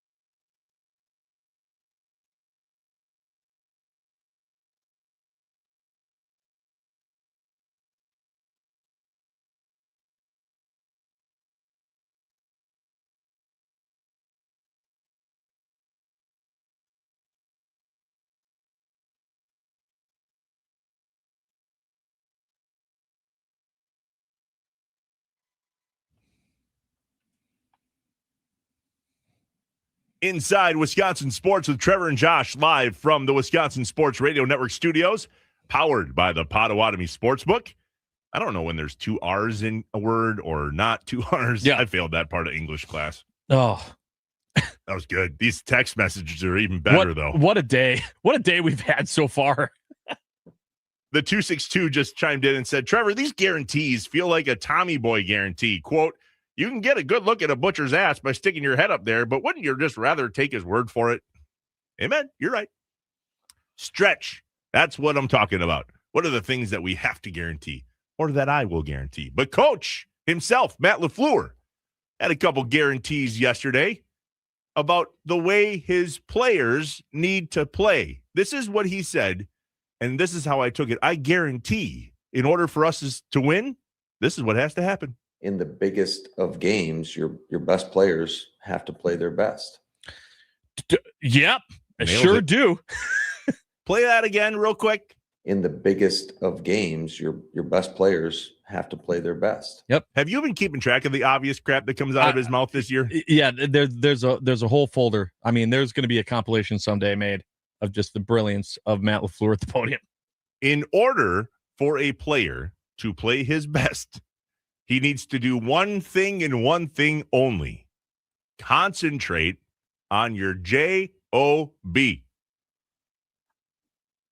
You got to just do your job and focus on your job. And we know this, like anytime you're playing a really good football team, whether it's in the playoffs or in the regular season, every play is so critical. So you can't have lapses, whether it's intensity, whether it's mental lapses. They just can't happen because every play is so valuable, so critical. There's no wasted plays. And then I think ultimately what it comes down to is your ability to execute.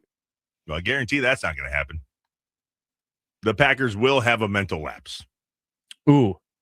Do you want to, not that I'm asking for a guarantee of where it is, but do you have a guess of where the mental lapse comes or at what point? Where? No brainer. Offensive line. Really? Yeah, there will be a pre-snap penalty. Ooh. That is pre-snap penalties, especially false starts, are mental lapses. Yeah. That is what it is. And that's why every single time one of those happens, what's the first thing the player does? They grab their head. Mm-hmm. And they go, thanks, brain. Kind of needed you there. That, you know where I think it's going to be? One player. Keyshawn Nixon. Keyshawn Nixon. Yep. A mental lapse? Yeah, well, that was dumb. Yeah. Why didn't you do that? And then will he come back and make up for it? Hopefully. Maybe. There's a chance. There's also a chance that we're going to see what we would call the power sweep or the jet sweep. And there is one more guarantee that we have in this show today, other than I guarantee the weather's going to suck. I guarantee you, if run correctly, the power sweep is unstoppable. If properly executed, the power sweep is unstoppable. Oh, Red, this is silly. I don't want to run this play again. Well, we're going to run it until we get it right. Because if properly executed, the power sweep is unstoppable. Well, bad news. We're probably going to keep running it until we get it right. Is that how Matt LaFleur comes up with his game plan? He watches reruns of that 70s show? That was actually from Matt LaFleur's team meeting. Yeah. We're going to run this thing until we get it right. I don't know if that's the power sweep, the jet sweep, the Packers sweep, whatever. But we all know the play we're talking about, and boy, do we keep going back to that thing. There is a chance that just based on weather conditions, I said this yesterday in the Mason Crosby show when we were at Margaritas, there's a chance that that play actually works tomorrow and that Matthew Golden has some weird breakout game. Oh, with the weather conditions, which we're going to talk about next with Luke Sampe, I absolutely think we're going to see some of that quote unquote trickery, which isn't, but those type of plays to try to switch things up. Yeah, expect that. So up next, then let's cover the weather angle. It's one thing that we haven't talked much about this week, other than we think it's going to be a little windy, but field conditions, moisture, hell, there's a flood advisory in Chicago until 8:30 this morning. We're going to check in with our buddy Luke Sampe, WFRV TV Channel 5. who spent some time with Mark Baden and the crew at Channel 12 in Milwaukee, which means he's got all the Wisconsin weather, lake-related weather predicting relevancy experience that we would want. There you go. In order for us to have, it was hard to get out for some reason. GUAR, 1R, ANTEE, guarantee. Let's see what he says. Maybe we're putting too much stock into the weather thing, but when national media, when Caitlin Sharkey, I mean, the news is out, the weather's going to be a factor because it's not going to be sunny and 65. It's going to be black and blue division type football in the playoffs on the lake shore of Chicago. Packers, Bears tomorrow night. Luke Stampy will join us next. Plus, I got to see him in person yesterday, Josh. Not trying to rub it in. Andy Herman stopped by Margaritas yesterday afternoon. It was awesome to see him. First thing out of his mouth, whoa, you're a lot taller than I thought you were. Yeah, I'm sure you get that a lot. What? A lot. How tall are you, Trevor? I can't wait for that text message to come in.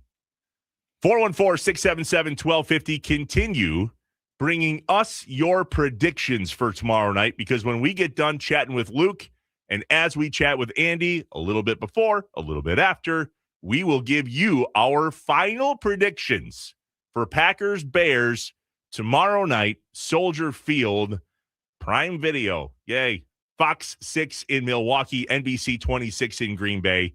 Prime Video for the rest of you around the state of Wisconsin here on the Wisconsin Sports Radio Network, powered by the Potawatomi Sportsbook. We are inside Wisconsin Sports with Trevor and Josh. Stay here.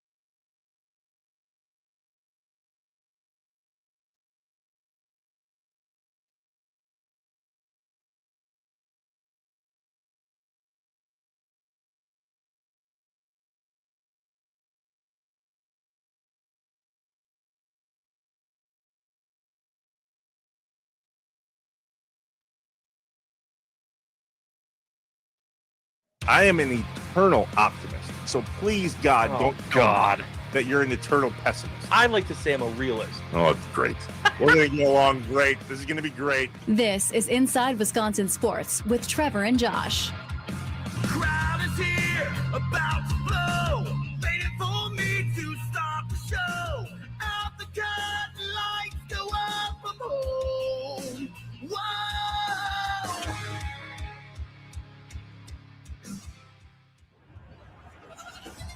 The playoffs are about stories, and there's none better than the Green Bay Packers. That glory that is the Packers has been developed for one thing only, and that's pride. The story of their season is one of adversity. Tucker Craig. Parsons is down.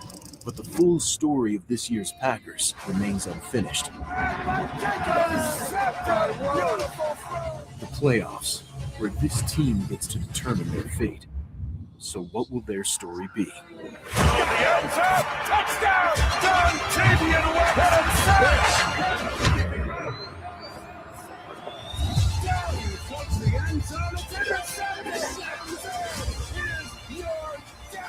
It's the Packers, it's the playoffs, and it's time to write their story.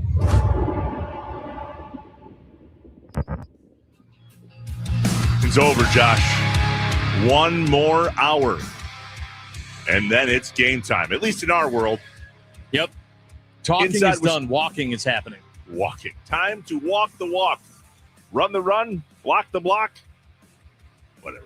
Inside Wisconsin Sports, Trevor Thomas, Josh Albright. Hi. Live from the Wisconsin Sports Radio Network studios, powered by the Potawatomi Sportsbook. Joining us now on the Wisconsin Sports Radio Network guest hotline, powered by Gruber Law. One call, that's all. Sporting his Packers hats, our guy, Chief Meteorologist, Channel 5, WFRV, Green Bay, Luke Sampe. What's up, Samper? Good morning, gentlemen. I remember a cold, really cold game at Lambeau Field when I was young. And I'm not calling Mark Baden old. I'm just saying it was a long time ago. He was up. He is considerably older than me. I know that by like 9 years, I think. I think he started at Channel 12 when I was a sophomore or a junior in high school, because I actually had him out to Johnson Creek to talk to one of my classes. In 1997, he arrived. Oh, well, there you go. I was a freshman or sophomore in high school. Mm-hmm. All of that You're to all say, old. Yeah, I remember a time when it was super cold and Channel 12 had Mark Baden come up and do a weather hit here in Green Bay. And we were all in the then press area where the food was. And he came off of the field absolutely freezing, going, sweet, bring the weather guy up when the weather is nothing but crap. This is great. So, hey, bud, the weather is going to be crap tomorrow night. Good to see you. Yeah, thanks for bringing me on, Trevor. That's wonderful. At least I'm in the shelter of my own home. That's valid. Yes, not the Cubs, or I'm sorry, Bears at Lambeau. All right, dude, the weather looks not well tomorrow night. What are you seeing? I saw you post some stuff on Twitter about what we may or may not expect from Chicago weather tomorrow night, Soldier Field. I think the issue tomorrow is going to be the wind. We're going to have wind gusts out of the west-northwest, which would be cutting across the field, if my memory serves me right, on the orientation of Soldier Field, gusting over 30 miles an hour during the game. And it's going to feel like closer to 20 degrees versus the actual air temps around 30. So it's going to be chilly and cold, but it's not going to be, ice bowl cold. The wind's going to be the problem. It's not going to be snow. There's probably going to be some snow in Chicago during the day for Saturday, but I'm not seeing a ton of snow for the game itself, maybe just a few passing snow showers.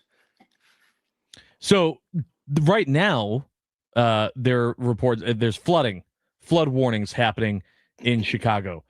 I mean, obviously I know the game's not tonight, but if there's flooding now, heavy rains now, then followed by snowy conditions on Saturday, does that do anything for the field conditions for game time, or will essentially whatever's happening now be done and taken care of by game time? Well, I think the biggest thing is that we're going to get colder, so that'll tighten the field up. I think that's crucial. If they were to play today, it's going to be mud, which could be fun. I guess that'd be fun. I know Matt LaFleur moved his own team into Lambeau yesterday because of those conditions on Clark Hinkle, where they practice. So, they want to get more, reps on what the surface is actually going to be like. It is going to get colder, so it should tighten it up. What's happening, this crazy weather that we're in right now, obviously is going to be wrapped up by then, and I don't see it being much of an issue from a flooding standpoint or anything like that. But obviously now, yeah, if they played now, it'd be a mud fest. There's something to be said about moisture in the air and cold wind. Oh, man, it just feels so cold because it's so damp outside. I remember a lot of people saying that over the years. Chicago has a way with the wind, and Matt LaFleur came out and said that it couldn't possibly be windier this time around than it was the last time in Chicago, which Chicago says, hold my beer. Right. What is it about the wind, though, and the dampness on the lake that just makes it feel stupid? I guess it's it just kind of cuts through you, your gear isn't geared up, I guess is a way to put it for moisture. But there's a difference between a northeast wind in Chicago and a west wind in Chicago, right? So a wind right off the lake, streaming in right off the lake, I think cuts a little deeper than, let's say, a wind coming in out of the west, like what we're expecting. But yeah, no, it's gonna be a good one, boys. I think this is one of the best years that it's been for Chicago fan base trash talk, because they're finally relevant, and I'm looking forward to. I think the Packers are going to come out strong. I really do. So, based on those weather conditions, do you think that I guess Trevor and I both think that the weather will play a role in some way, shape, or form in this game? If you had to predict, Luke Sampe, of how the weather plays a role in this game, what it changes, where would you say it changes it the most? Maybe not going for field goals, changing passing plays. Where do you think the weather condition comes into play? Well, this will probably just drive more of a running game and maybe a shorter passing game. Again, I'm a meteorologist. I don't know anything about Matt's game plan. You predict things for a living. Yeah. Yeah. But I would say this is going to come down to our offensive line, and can we run the ball, and vice versa on Chicago's side. If Josh Jacobs can get going, I think it's over. I don't think that the Chicago defense has anything to offer other than some lucky turnovers that they've been able to grab here over the season. What else do they have? Kind of like what we've been hearing from other outlets. What does the Chicago defense have to offer? And so what this weather will do is I think it will force Matt to try to run the ball. If we can run the ball, it's over. I think that's what it comes down to. Yeah. At Luke Sampe on Twitter, where he very specifically lets you know that this is his personal Twitter account and that he does not just stick to weather. Wisconsin Homer Sports Takes only. Well, Homer Sports Takes only. What is your prediction for tomorrow night's game? I think this is going to be probably like a 27 or 24 point offense for the Packers, and I think tops maybe around 21 points for the Bears. So, let's just call it 27-21. 27-21. The Nicolay Law Fan Talking text line, 414-677-1250. Get your predictions in now. Samper, we appreciate you jumping on and giving us the latest and greatest. I saw flood advisory down there. Josh talked about it too. That's different than a flash flood advisory. I mean, I'm nerding out a little bit here, but it's wet in Chicago. We'll see if it plays a role.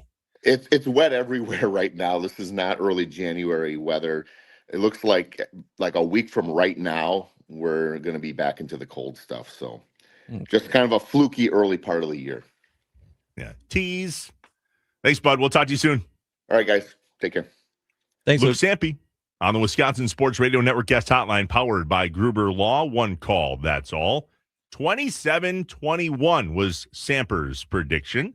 There are many more coming in on the Nicolay Law Fan Talking text line. What's your prediction? 414-677-1250. Go Pack Go, 31-24 Packers. Here's Steven Richfield. Pound the rock. They win 26-13. The only person that we've seen so far, Josh, give a prediction that doesn't have the Packers winning, Caitlin Sharkey. Yeah.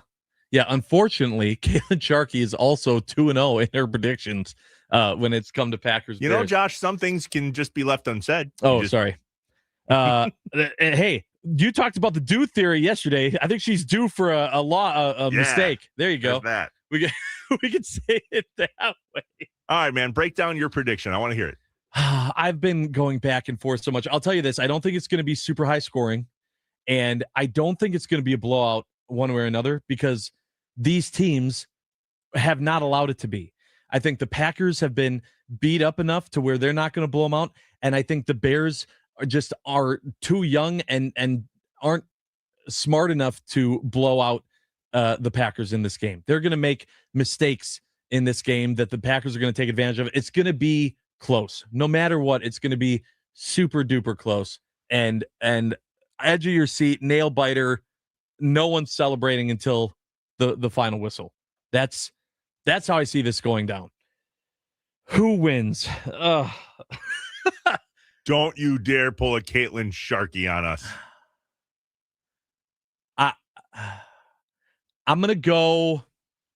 I mean, you do you, but I'm going to go 21. No, I'm going to go 20-17 Packers. Okay. And Why? I think it's going to happen just so that then we can continue the conversation we had at 7 a.m. Oh, God. All right. So what'd you say? 20 to 17 is where I am right now. Subject Packers. to change. I reserve the right to change that before kickoff. Do you think it's going to be the run-heavy game for the Packers, like Sampy just said? If we get the run game going, that's how we win? I think it needs to be. I think it absolutely needs to be. I think we're all expecting Jordan Love to be able to do Jordan Love things, having Watson, having Dobbs, Reed, having those guys available. Absolutely. I expect Jordan Love to still have a game and throw the ball. But I think the difference is going to be Josh Jacobs. If Josh Jacobs can be the Josh Jacobs we know he can, he's going to open up so much more opportunity for Jordan Love to ball out. And it needs to be a Josh Jacobs heavy, not just handoff, give the opportunities game, but a successful Josh Jacobs game. Take advantage of that crappy weather, get through the Bears defense, make this game about Josh Jacobs, period. I agree with Sampy 100% on his point of that. If Josh Jacobs balls out in this game, we are partying on Sunday. The red zone has been an issue in regard to scoring touchdowns. Do you think that's where Josh Jacobs specifically comes alive in this game tomorrow night? I think that's one of the areas. I think he's going to have an advantage. I think we're going to see, I'm hoping we have, we're talking about a lot of 5 or 6 yard gains from Josh Jacobs, and that just, whether it's on the 50 or the 5. And I think that's going to be the big difference, is them being able to move the ball more than 2 yards at a time. We've talked a lot about Matt LaFleur's aggressive play calling. I think that comes into play at the very end of this game. My prediction has been all over the joint in terms of score, but there's always been one winner in my mind, and it's the Green Bay Packers. I want, in the worst way, one of these times for us to blow out a team, to prove that the defense can stop the run, stop the pass, stop the scramble, whatever the case may be, and that our offense can actually go on a tear and be consistent and score in the red zone and make field goals and do all the things that we know a Packers offense can do. My prediction is Bears 23, Packers 24, and we will win by going for it for 2 to end the game. It will be so a full reverse of what happened in game 2. Mm-hmm. But instead of kicking the extra point and sending it to OT, the Packers just go for it and win. Go for it and win. 24-23. Well, as usual, I am 100% okay with your prediction coming true because it ends with the Packers W.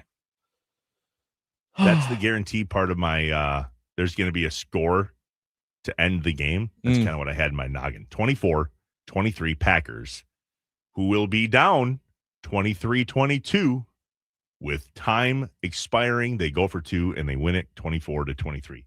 Somebody said earlier that this has been a difficult episode of Inside Wisconsin Sports to take seriously. You're welcome. Yeah. That's what we want to bring, man. If you're looking for like the crazy hardcore statistical predictions, you should have listened to the first 4 days of this show, because that's all we did all week. We're fanning out. We're fanning out right now. I fully expected to fan out on Friday prior to this Packers-Bears playoff game. In order for Josh Jacobs to be Josh Jacobs, the offensive line play has to be the biggest factor. That from the 715. Yeah. And they're predicting Packers 17, Bears 9. Jacobs is going to go 26 attempts for 127 yards and 1 touchdown. That's Grandpa in Sun Prairie. We'll get a prediction from our guy, Andy Herman, from the Pack a Day podcast when we come back. He joins us, hopefully, for not the last time in the season here on Inside Wisconsin Sports. Big game. Really big game. Wouldn't call it just another playoff game. Tell you that. I wouldn't call it the Super Bowl either. Inside Wisconsin Sports with Trevor and Josh. Live from the Wisconsin Sports Radio Network studios. Powered by the Potawatomi Sportsbook. Pack a Day next.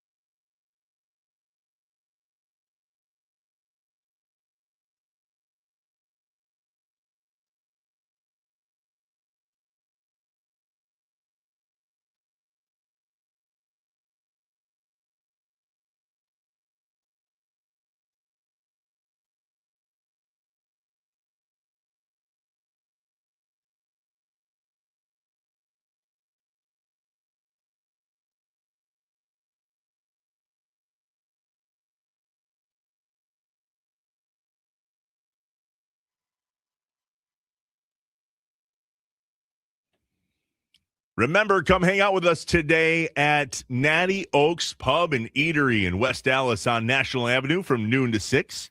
The Mason Crosby Show with Mitch Thunder Nellis will be there. So good to see Mitch in Green Bay yesterday.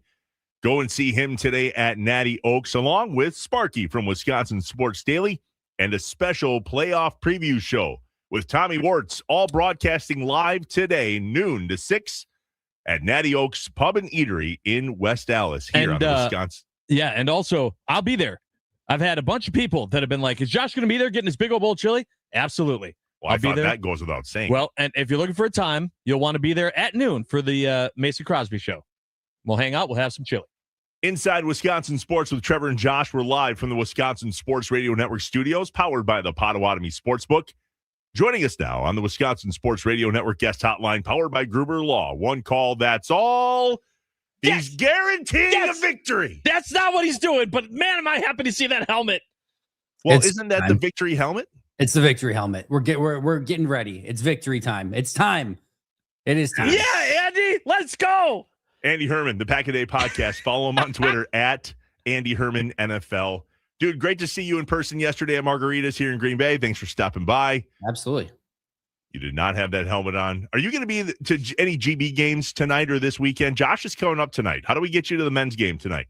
I don't think so, but I'll have to see. I know. We got to get there eventually. That'd be a ton of fun. But we're locked in. Packers, Bears right now. All focus is on Chicago. All hatred and energy is on Chicago right now. So we're locked in and focused. All right, so we were already to the prediction portion of the show, but I don't want to go there yet with you. First things first, what should we expect from the Packers offensive line tomorrow night? Because it feels like this is going to be a run-heavy game.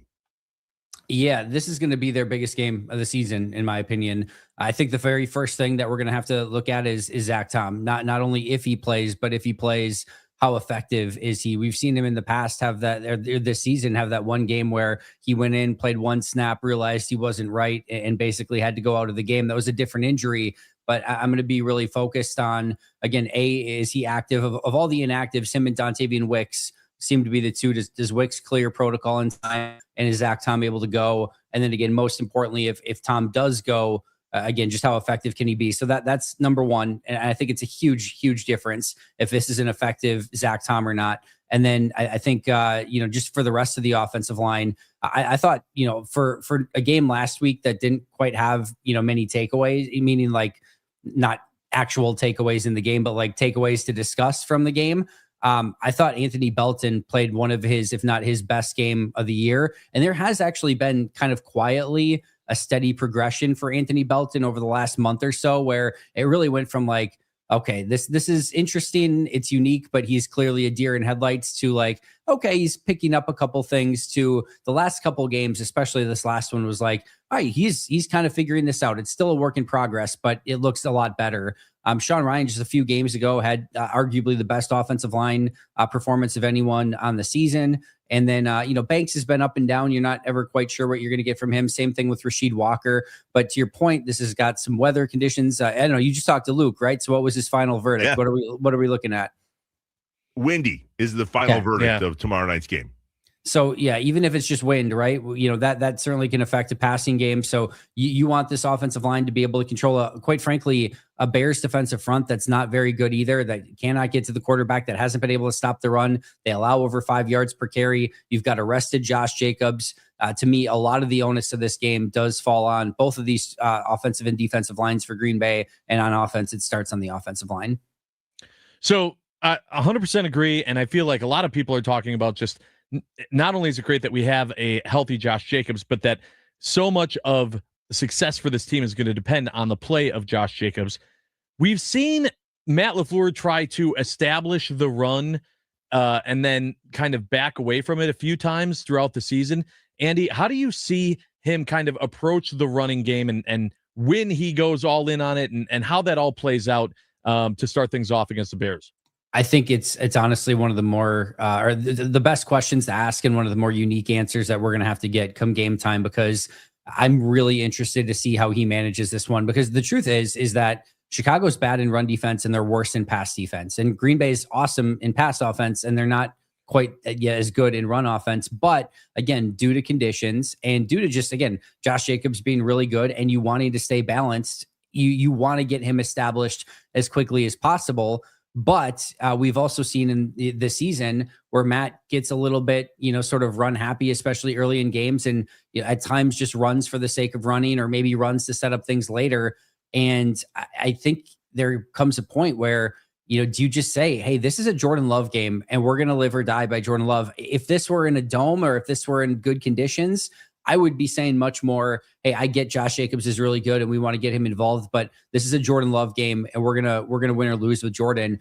But because of the conditions, and again, because Josh is healthy and you have a Bears run defense that allows 5 yards per carry, I do think you want to get Josh Jacobs going as soon as you can. I'm sure Chicago is going to be aware of that as well. But this is a head coach in Matt who, and Jordan Love, making checks at the line, who is very cognizant of what type of defense that they're going against. And I think it's pretty simple as if Chicago comes out in a lot of too high safety looks, as we've heard Matt say over and over and over this year, if they can't run in too high safety looks, it's going to be a long day at the office. And so if you're getting that, they're going to try to establish that run, get that going. And again, that's where we go back to the opening comment or, question of, can that offensive line get enough movement and just able to get Josh Jacobs going?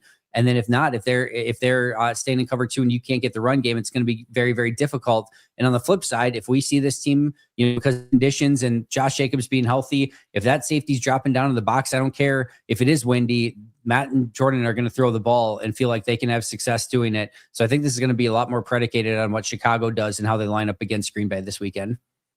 So can we stop the run? I hope so. There's good news, bad news. You want good news or bad news first? But always the bad news first. Okay, bad news first. Well, A, we saw Baltimore, and that was ugly. B, we saw, Chicago against Philly, and that was really ugly for Philly, and Chicago could just run all over them. C, I think Chicago got too cute the first 2 times, and like Caleb passed for 34 and 35 passes or dropped back to pass that many times in those respective games, which is too much. And it's not even a disrespect to Caleb Williams. It's more of a respect to Chicago's ground game and a disrespect to Green Bay's run defense. And so I think, I really think Ben Johnson's going to learn his lesson and say, hey, we've got to be able to just pound the rock against Green Bay and show no mercy with it. And then the last thing is, I really do not trust Green Bay's interior defensive line. Colby Wooden's done a really good job of putting as good of a season together as you could possibly want from him, all things considered. But he's been playing like 50, 60 snaps at times per game. Like you would ideally like him around like 35 snaps and not probably your number 1 defensive tackle, probably like your number 3 defensive tackle. And then after Wooden, Carl Brooks is really struggling. In fact, both Chicago and Baltimore, especially Baltimore at times, saw Carl Brooks on the field and just immediate run play double team against him. And they would double team him and he would just be out of the picture. And you basically get like a free 4 or 5 yards. And then if you've got a Derrick Henry or something, that free 4 or 5 turns into a free 8 or 9 yards. And so that's been a huge problem. I don't trust, Warren Brinson. I don't trust Jonathan Ford. I don't trust Nasir Stackhouse. So you just end up in a situation where you've basically got kind of like a number 3 defensive tackle and then like 4, 5 or 6 defensive tackles. And that's really, really tough, especially when you're going against, Drew Dahlman, Jonah Jackson, Joe Tooney on the inside, who is one of the best interior offensive lines in football, especially in run blocking. That makes it really tough. This is going to be a massive, massive game for the interior, that defensive line for Green Bay, and just trying to hold up by any means necessary and not get blown off the spot and not give those free yardage plays to Chicago. The good news. Andy, go ahead. Go ahead. No, go ahead with the good news. We got to have the good news. Go ahead with the good news. Right, so the good news is the Baltimore game was an outlier. We have not seen anything like that from Green Bay all season long.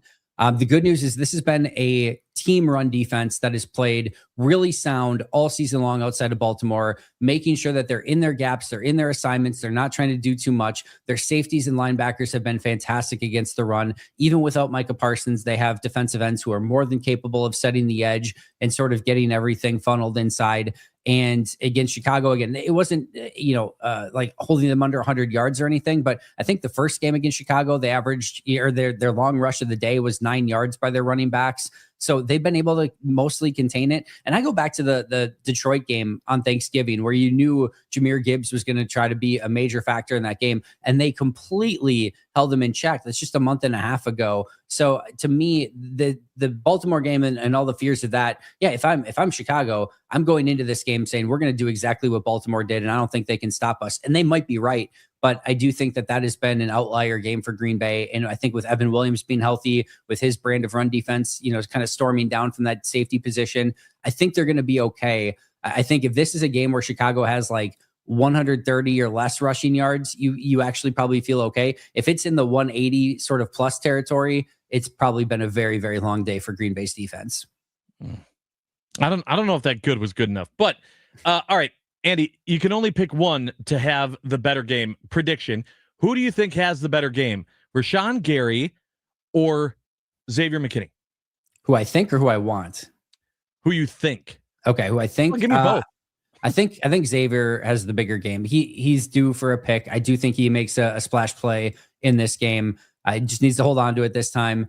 But no, he's like Xavier and Edgerrin Cooper, I think, are the two players that people look back to last year and all the picks that Xavier had and all the splash plays that Edgerrin Cooper had, and they don't see those this year for those two. And I think just kind of assume, well, they're not having good seasons, or at least not as good. And you can certainly argue, especially with Xavier, that it's maybe not as good as it was last year, in large part due to the lack of turnovers.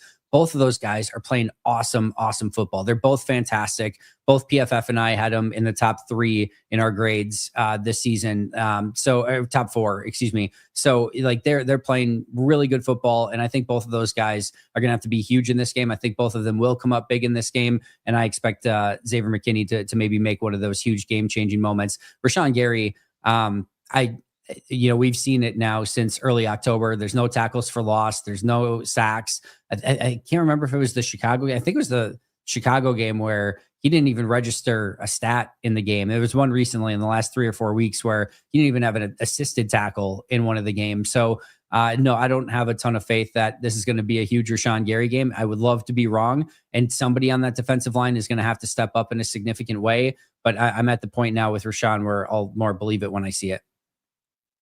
Andy Herman, the Pack a Day podcast, joining us on the Wisconsin Sports Radio Network guest hotline, powered by Gruber Law. One call, that's all. Andy, does Matt have any trickery in his playbook that we're going to see tomorrow night? It's really funny because Matt seems very averse to, like, have we seen a fake field goal, a fake punt from Matt? We every once in a while we'll get like a double pass, or we'll get like a flea flicker, or we'll see something. And those it's probably like 2 to 3 times per season that we see something like that. I don't know why exactly that is. I bet we see something from Ben Johnson, would be my guess. With Matt, I bet he has something up his sleeve. Whether they use it or not, or whether they need to, or whether they get to it, remains to be seen. But I wouldn't be stunned in this game if they've got something, like you said, up their sleeve, just to maybe catch Chicago off guard, or maybe if the team is, second quarter down by 10, just to get a splash play, get them, woken up a little bit.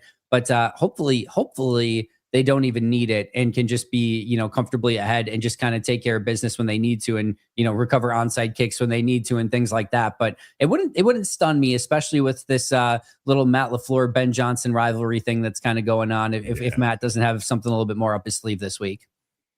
Andy, we haven't talked about it a lot this week, but we did leading up to this week about Matt and his aggressiveness, and when he's going for things and where he's going for things. And I feel like a lot of people were begging in the beginning of the year for him to stop playing soft and be more aggressive. And then we saw that against the Lions on Thanksgiving, and we went, yes, like that. And then he's continued to do it, but it hasn't paid off in the games essentially after the game that was after Thanksgiving. And so now I'm wondering, this big game, now people are going back and forth. Not only I'm two-parter, is Matt LaFleur going to be as aggressive as he has? And do you want him to be? Or do you kind of want him to just be more conservative in this game? No, I don't trust the defense at all. So I think there needs to be a high level of aggression and trying to go for points in this game.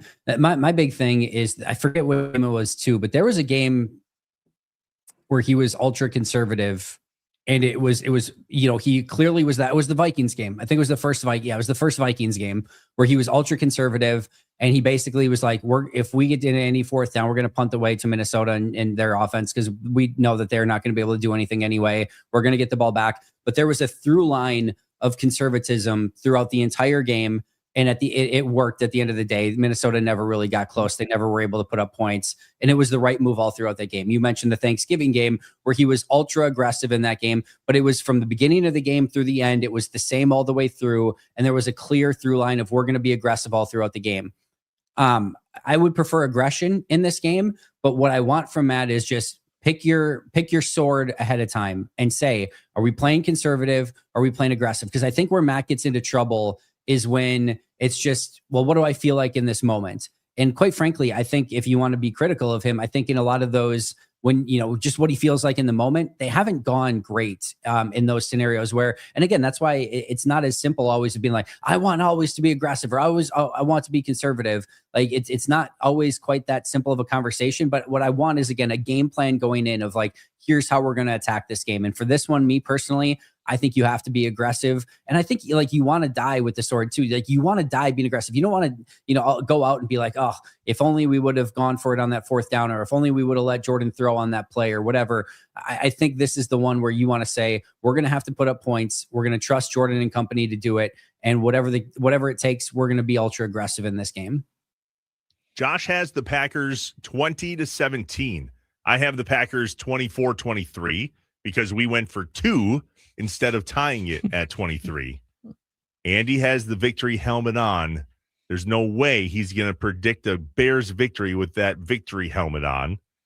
So unless he takes it off right now, she's not. All right, Andy, prediction time. All right. I haven't thought of a score yet. So I'm going to go with lucky number 27. And I'm going to go 26 for Chicago. So 27-26 Green Bay in a complete nail biter. I think this comes down to the end. This is the ultimate coin flip game. But I mean, I think, the Potawatomi Sportsbook has it spot on. Like this has gone back and forth. It's been, Packers barely favored to Chicago, barely favored to Packers, barely favored. I mean, take a coin out of your pocket, flip it. I think this could honestly go either way. This is going to come down to one, or two, big plays, turnovers, etc., that you go back to and be like, if it just weren't for that 1 or 2 plays in this game, it goes entirely different for either team. And it wouldn't surprise me if this came down to Brandon McManus or Cairo Santos at the very end. Could we relive the double doink? Could Green Bay come up with another one of their catastrophic special teams mistakes? It's all there for us. It's going to be, an incredible game. I cannot wait for it. And it's going to be one where you're holding on to your butts the entire time, as Samuel L. Jackson would say in Jurassic Park. So yeah, it's going to be one of those type of games. Andy Herman, the Pack-A-Day podcast, joined us all season long here on Inside Wisconsin Sports. We appreciate you, man. Either way, we will see you Monday at 8:20 on this very radio station, hopefully with you wearing that helmet. We will see you for Victory Monday on Monday with me wearing this helmet. I'll talk to you guys then. Enjoy the game. Oh, let's go. At Andy Herman NFL, Andy Herman, the Pack-A-Day podcast. Oh, my God. On the Wisconsin Sports Radio Network guest hotline, powered by Gruber Law. One call. That's all. When we come back, it's What's Up, Wisconsin. It's Natty Oaks today. It's Josh in Green Bay tonight. And it's more of your predictions. Packers, Bears, tomorrow night. What say you, Wisconsin? 414-677-1250. The Nicolay Law Fan Talk and Text Line. On Inside Wisconsin Sports with Trevor and Josh, live from the Wisconsin Sports Radio Network studios, powered by the Potawatomi Sportsbook.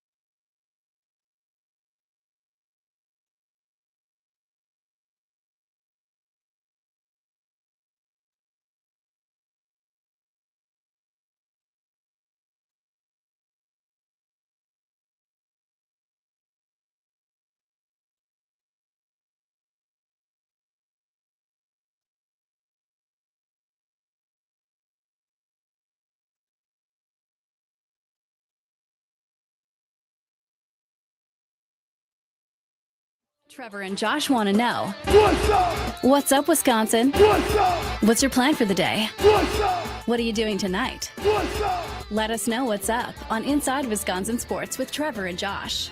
414-677-1250, the Nicolay Law Fan Talk and Text Line. What's up, Wisconsin? Your predictions continue. Here is Jason in the 920.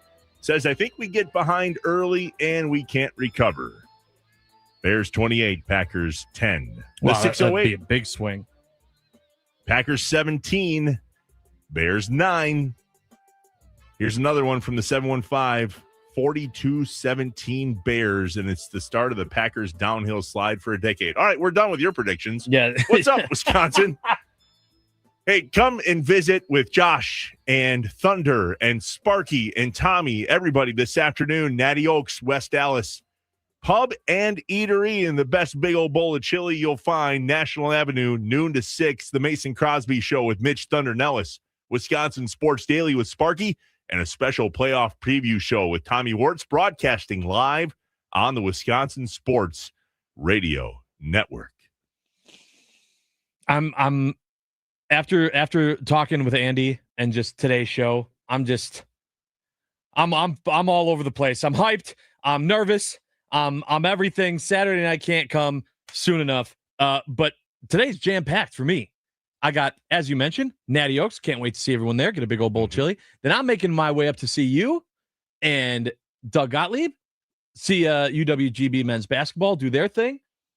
And then right back down here and get ready to freak out all day long leading up to Saturday night.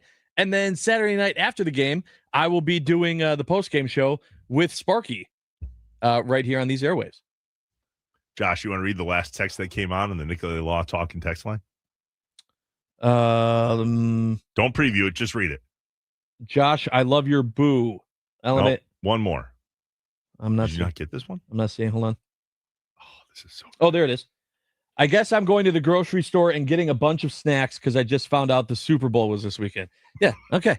That's Trevor's burner phone. That's a good one. No, it's not.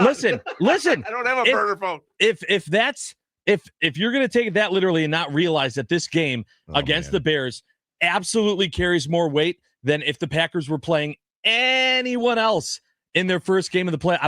You can go Niners, you can go Seahawks, you can go Vikings, you can go anyone. The way that this season is played out and this game against the Bears being round 3 and everything that happened in the first 2 games, absolutely this game carries more weight and is a quote-unquote Super Bowl game than just a wild card, first round.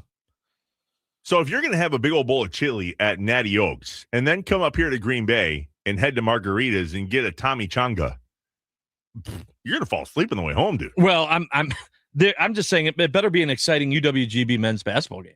Or or I might Josh, game's over. Wake up. What happened? They win? That's not happening, bud. We're sitting courtside. You ain't going sleepy. Oh, good.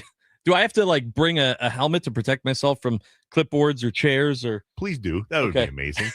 We're on the opposite side of the bench, so no worries there. It'd be even more difficult to get hit. All right. UWGB tonight, IU Indy. Josh is coming up for the game. If you're here in the Green Bay area, we'd love to see you out there. Come say hi. Also, just come crash our late lunch if you want, / early dinner. We're headed to Margaritas between 4 and 4:15. Chips, salsa, margarita dip, much like yesterday. I think it might be the 3rd or 4th time I've been there this week. It's your new diet. Yeah, well, which is a bad diet to have because the food is so good and there ain't no, I'm only going to eat a little bit at Margaritas. It's all or nothing. The 414, Packers 33, Bears 17. Third time ever, 2 teams met after December 3rd, 3 times. Each team that won the playoff game won by 14-plus points. There's a stat. So they're saying Packers 33, Bears 17. They're also saying that statistically, whenever this has happened, it has not been a close game. Mm-hmm. It has been a 2-touchdown or more victory for the victor. Bricky says, Trevor, did Tommy Changa pay off his bet? Nope, not yet. But that's because I wouldn't let him. I want to see Tommy here in Green Bay. He'll pay off his bet when he can make it up here. I talked to Tommy yesterday, And I was like, people are going to start thinking your last name is Changa. I love that. It's not like a Tommy Changa is one word. They're going to think first name Tommy, last name Changa. I was like, people are just going to end up calling you Changa. Like, Changa. What up, Changa? It's just going to be a thing. And I was like, I'm going to do everything in my power to make sure that sticks. Josh, we have a minute here. Will you go grab that audio of that playoff preview piece that we've been playing all show? Let's hit that one more time just to make the hair on my neck stand up, the hair on my arm stand up, the hair on my beard stand up. It is Packers playoff time. The playoffs are about stories, and there's none better than the Green Bay Packers. That glory that is the Packers has been developed for one thing only, and that's pride. The story of their season is one of adversity. Tucker Craft. Devontae Wyatt. Parsons is down. But the full story of this year's Packers remains unfinished. The playoffs, where this team gets to determine their fate. So what will their story be? Touchdown!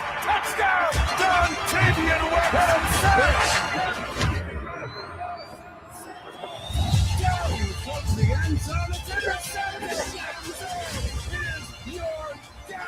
It's the Packers, it's the playoffs, and it's time to write their story.